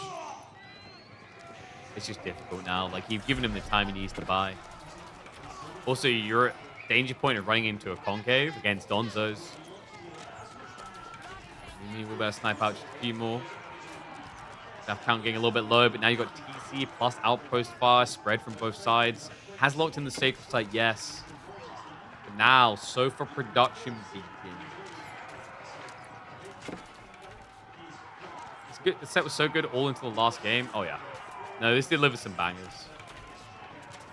Now, like once again, like after this, talking to the players, another example where the players like, I made big mistakes. That's the thing. On semi-finals of this event, not a single player was convinced they played great. They all felt like they were blundering or making mistakes. But yet, if you ask most people, they'd say this is some of like the best semi-final, like had some of the best semi-final games we've seen in a long time. Dive in. Health bar's not looking so good. Mount Samurai. I think he knows if Vortex is forced to retreat any further, he's starting to spread wide economy. He's got Deer north, Berry south. Tree line has now been reached on the backside, so he's not hugging the TC anymore. And he has to know Sofas is on the menu. He saw one or two of them already, and Port Armors was coming through. This is where Vortex's comp is a little bit tricky, right? Like, you're going to have to mirror cav count to block raids. Your opponent has better food income. How are you going to do that? You can't trust Yuumi to deal with Sofa. They do no damage whatsoever. His only upside right now is he does have great gold income. But this feels like a game, like when you reach this point against Malians, food tends to matter more than gold. It feels like. Finals of BO7 would have been really nice. Yeah, but like this is a thing, due to logistical concerns, like they have to be out there at a certain time. I think it was something like they have to be packed up and completely out there by 4 a.m. The same reason why, like people like, oh man, it sucks. AoE4 only got like BO5 grand finals. Yeah, but like that's also why Age of Empires 2 has a time limit in place. Because genuinely, RedBull can't be in there any longer than a certain time. Just rent it for an extra day. You don't want to look up the pricing. Renting a castle or Royal Albert Hall, just one extra day. And that's before I add in the fact that, for example, you have to get these TV vans for your whole broadcast, have the equipment. They usually cost, 5 digits per day. It's a lot of money. Vortex is going back to Geisha. This is where the game starts to feel a bit awkward for you, right? Like, you needed a way of dealing with Donzos, yes, but Geisha aren't going to have a fun time against Sofa. Like, this is inherently issues. Like, Vortex's comp was not answering Sofa. He does finally have a switch in his Spearman, but now we're 14 Sofa deep. And Wham has got to be biting at the bit for a fight. Great reactions out of here. Vortex did dodge what would have basically been like a GG hit. Right, like you hit that wave, and then the spear holes afterwards. You're probably losing like 5, 6 knights. And then your opponent's just going to die. But, what if he was just to dive you anyway? I mean, why not? That base just looks kind of open to me. Be a shame if someone was to just walk in with a giant melee blob. Fast coming through. Bagation just trying to be that secondary line, but the Mad Samurai are going to melt before the Donzo do. Well, I'm just showing you why Malians are such freaking bullies, no matter the circumstance. I think this game, a very decisive moment was like very early on, where the spear play for Vortex is meant to be a bait. Kind of, I don't know if I want to say backfired. He had an idea in mind. I don't feel he believes he got enough value out of that, though. Well, I'm just very good at playing defensive Malians. You have to be at this level. And really, it's the type of civ that if you can master, any matchup almost feels winnable. Yeah, just dives to the backside. But you can see Wham's in autopilot mode. The next wave is the killer. He's already hitting the base. And you want to know the catastrophic moment? Southside pings. This Sofa raid was insane. Vortex is so locked in, clearing up the javelins. This almost feels like a jackpot win. Until he realizes what's happening down here. It just takes him too long to realize. In the game where you're already up against Fulani, this means you're down by, what, 25, 30 villages? A catastrophic position to be, especially considering that was your food source. So you're going to see him go from 1.5k food income down to probably like 800, 900 food income. And now the toxic part of the game. This is when you know you're up Craps Creek without a paddle, need to make a move. And, you know, Vortex, it's not a scary army he has right now, but he knows if he waits around any longer, it just becomes a death sentence. So I don't blame him for this push forward. Even if it felt a bit inevitable, like, if you wait any longer, it's full spring order placements. If you wait any longer, it's a huge economical lead.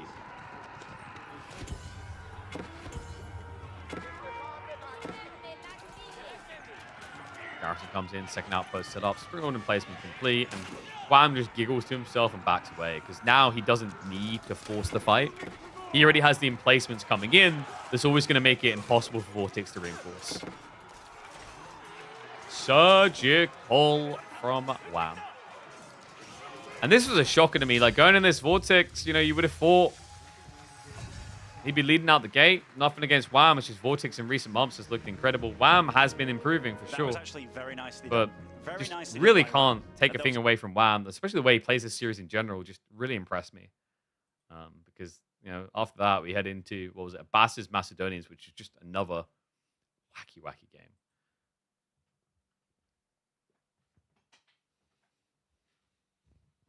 Can I stream freely now? I mean, I've always been free to stream, but the thing is, you know, missing out on RedBull was really crippling financially. And by the way, like, I don't like any of this shade towards RedBull. Like, at the end of the day, like, you know, I done something stupid. I shouldn't have done it. I own that. It was a mistake. And then Microsoft gave their verdict. The verdict that, like, you know, I said a little bit earlier, I think it was too harsh. I think in hindsight, they probably would agree with that. I don't know if they would, but it's just unfortunate the way it played out. I done a dumb thing, but I don't intend to let that define me. I am probably going to be a piece of crap and make it kind of a short stream. I've teased you, and now I'm not going to do the rest of the series. Maybe we do it. I don't know about tomorrow. Maybe I'll do a stream tomorrow, or if not, like Thursday, and we go over the rest of it. Something like that. We'll see. It's just I'm really hungry. I haven't eaten all day, so I really need to get something in me. Sorry. Otherwise, we'd like cover that one as well. But yeah, we went over RedBull at the start of the stream, my thoughts and everything. We'll see how things go. Yeah. Not going to promise I'm full back or whatever else. I don't know what this is yet. I mean, dude, if it's a combat clap that's somehow bigger than the last one, I mean, you can't argue with that. Maybe then we get to a point where it's like, you know, I'm able to put food on the table for my fam, and then I can invest those hours again. But at least for the time being, my brain is like, okay, need to be a lot more thoughtful and balanced about how many hours I'm allocating to streaming AoE4 and whatever each month. Because, like, you know, it was a lot of hours and it wasn't financially making sense. We'll see. Same with KPMM, you know, unless for the time being, no more KPMM. We'll see what the future holds. You know, money would have to come from somewhere, basically. And I definitely am not going to be able to fork that up. But we'll see. We'll see.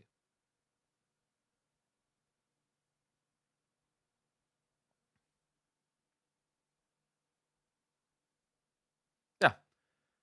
I think that's going to be it, though. I'm freaking hungry. So what I'll do now, guys, I will get ready to end Le Stream. And I don't know, we'll be tomorrow, maybe Thursday, we'll see. What we'll probably like to do is cover some of the Oppoers World Cup. Would make a lot of sense, which I think they have a qualifier this weekend. Let me double check. Yeah, April 11th, 12th. So that could be a cool thing to do on the weekend, maybe. Yeah. That'll be it. What I'll do now, YouTube on the stream, Twitch, hang around, we'll find someone to raid.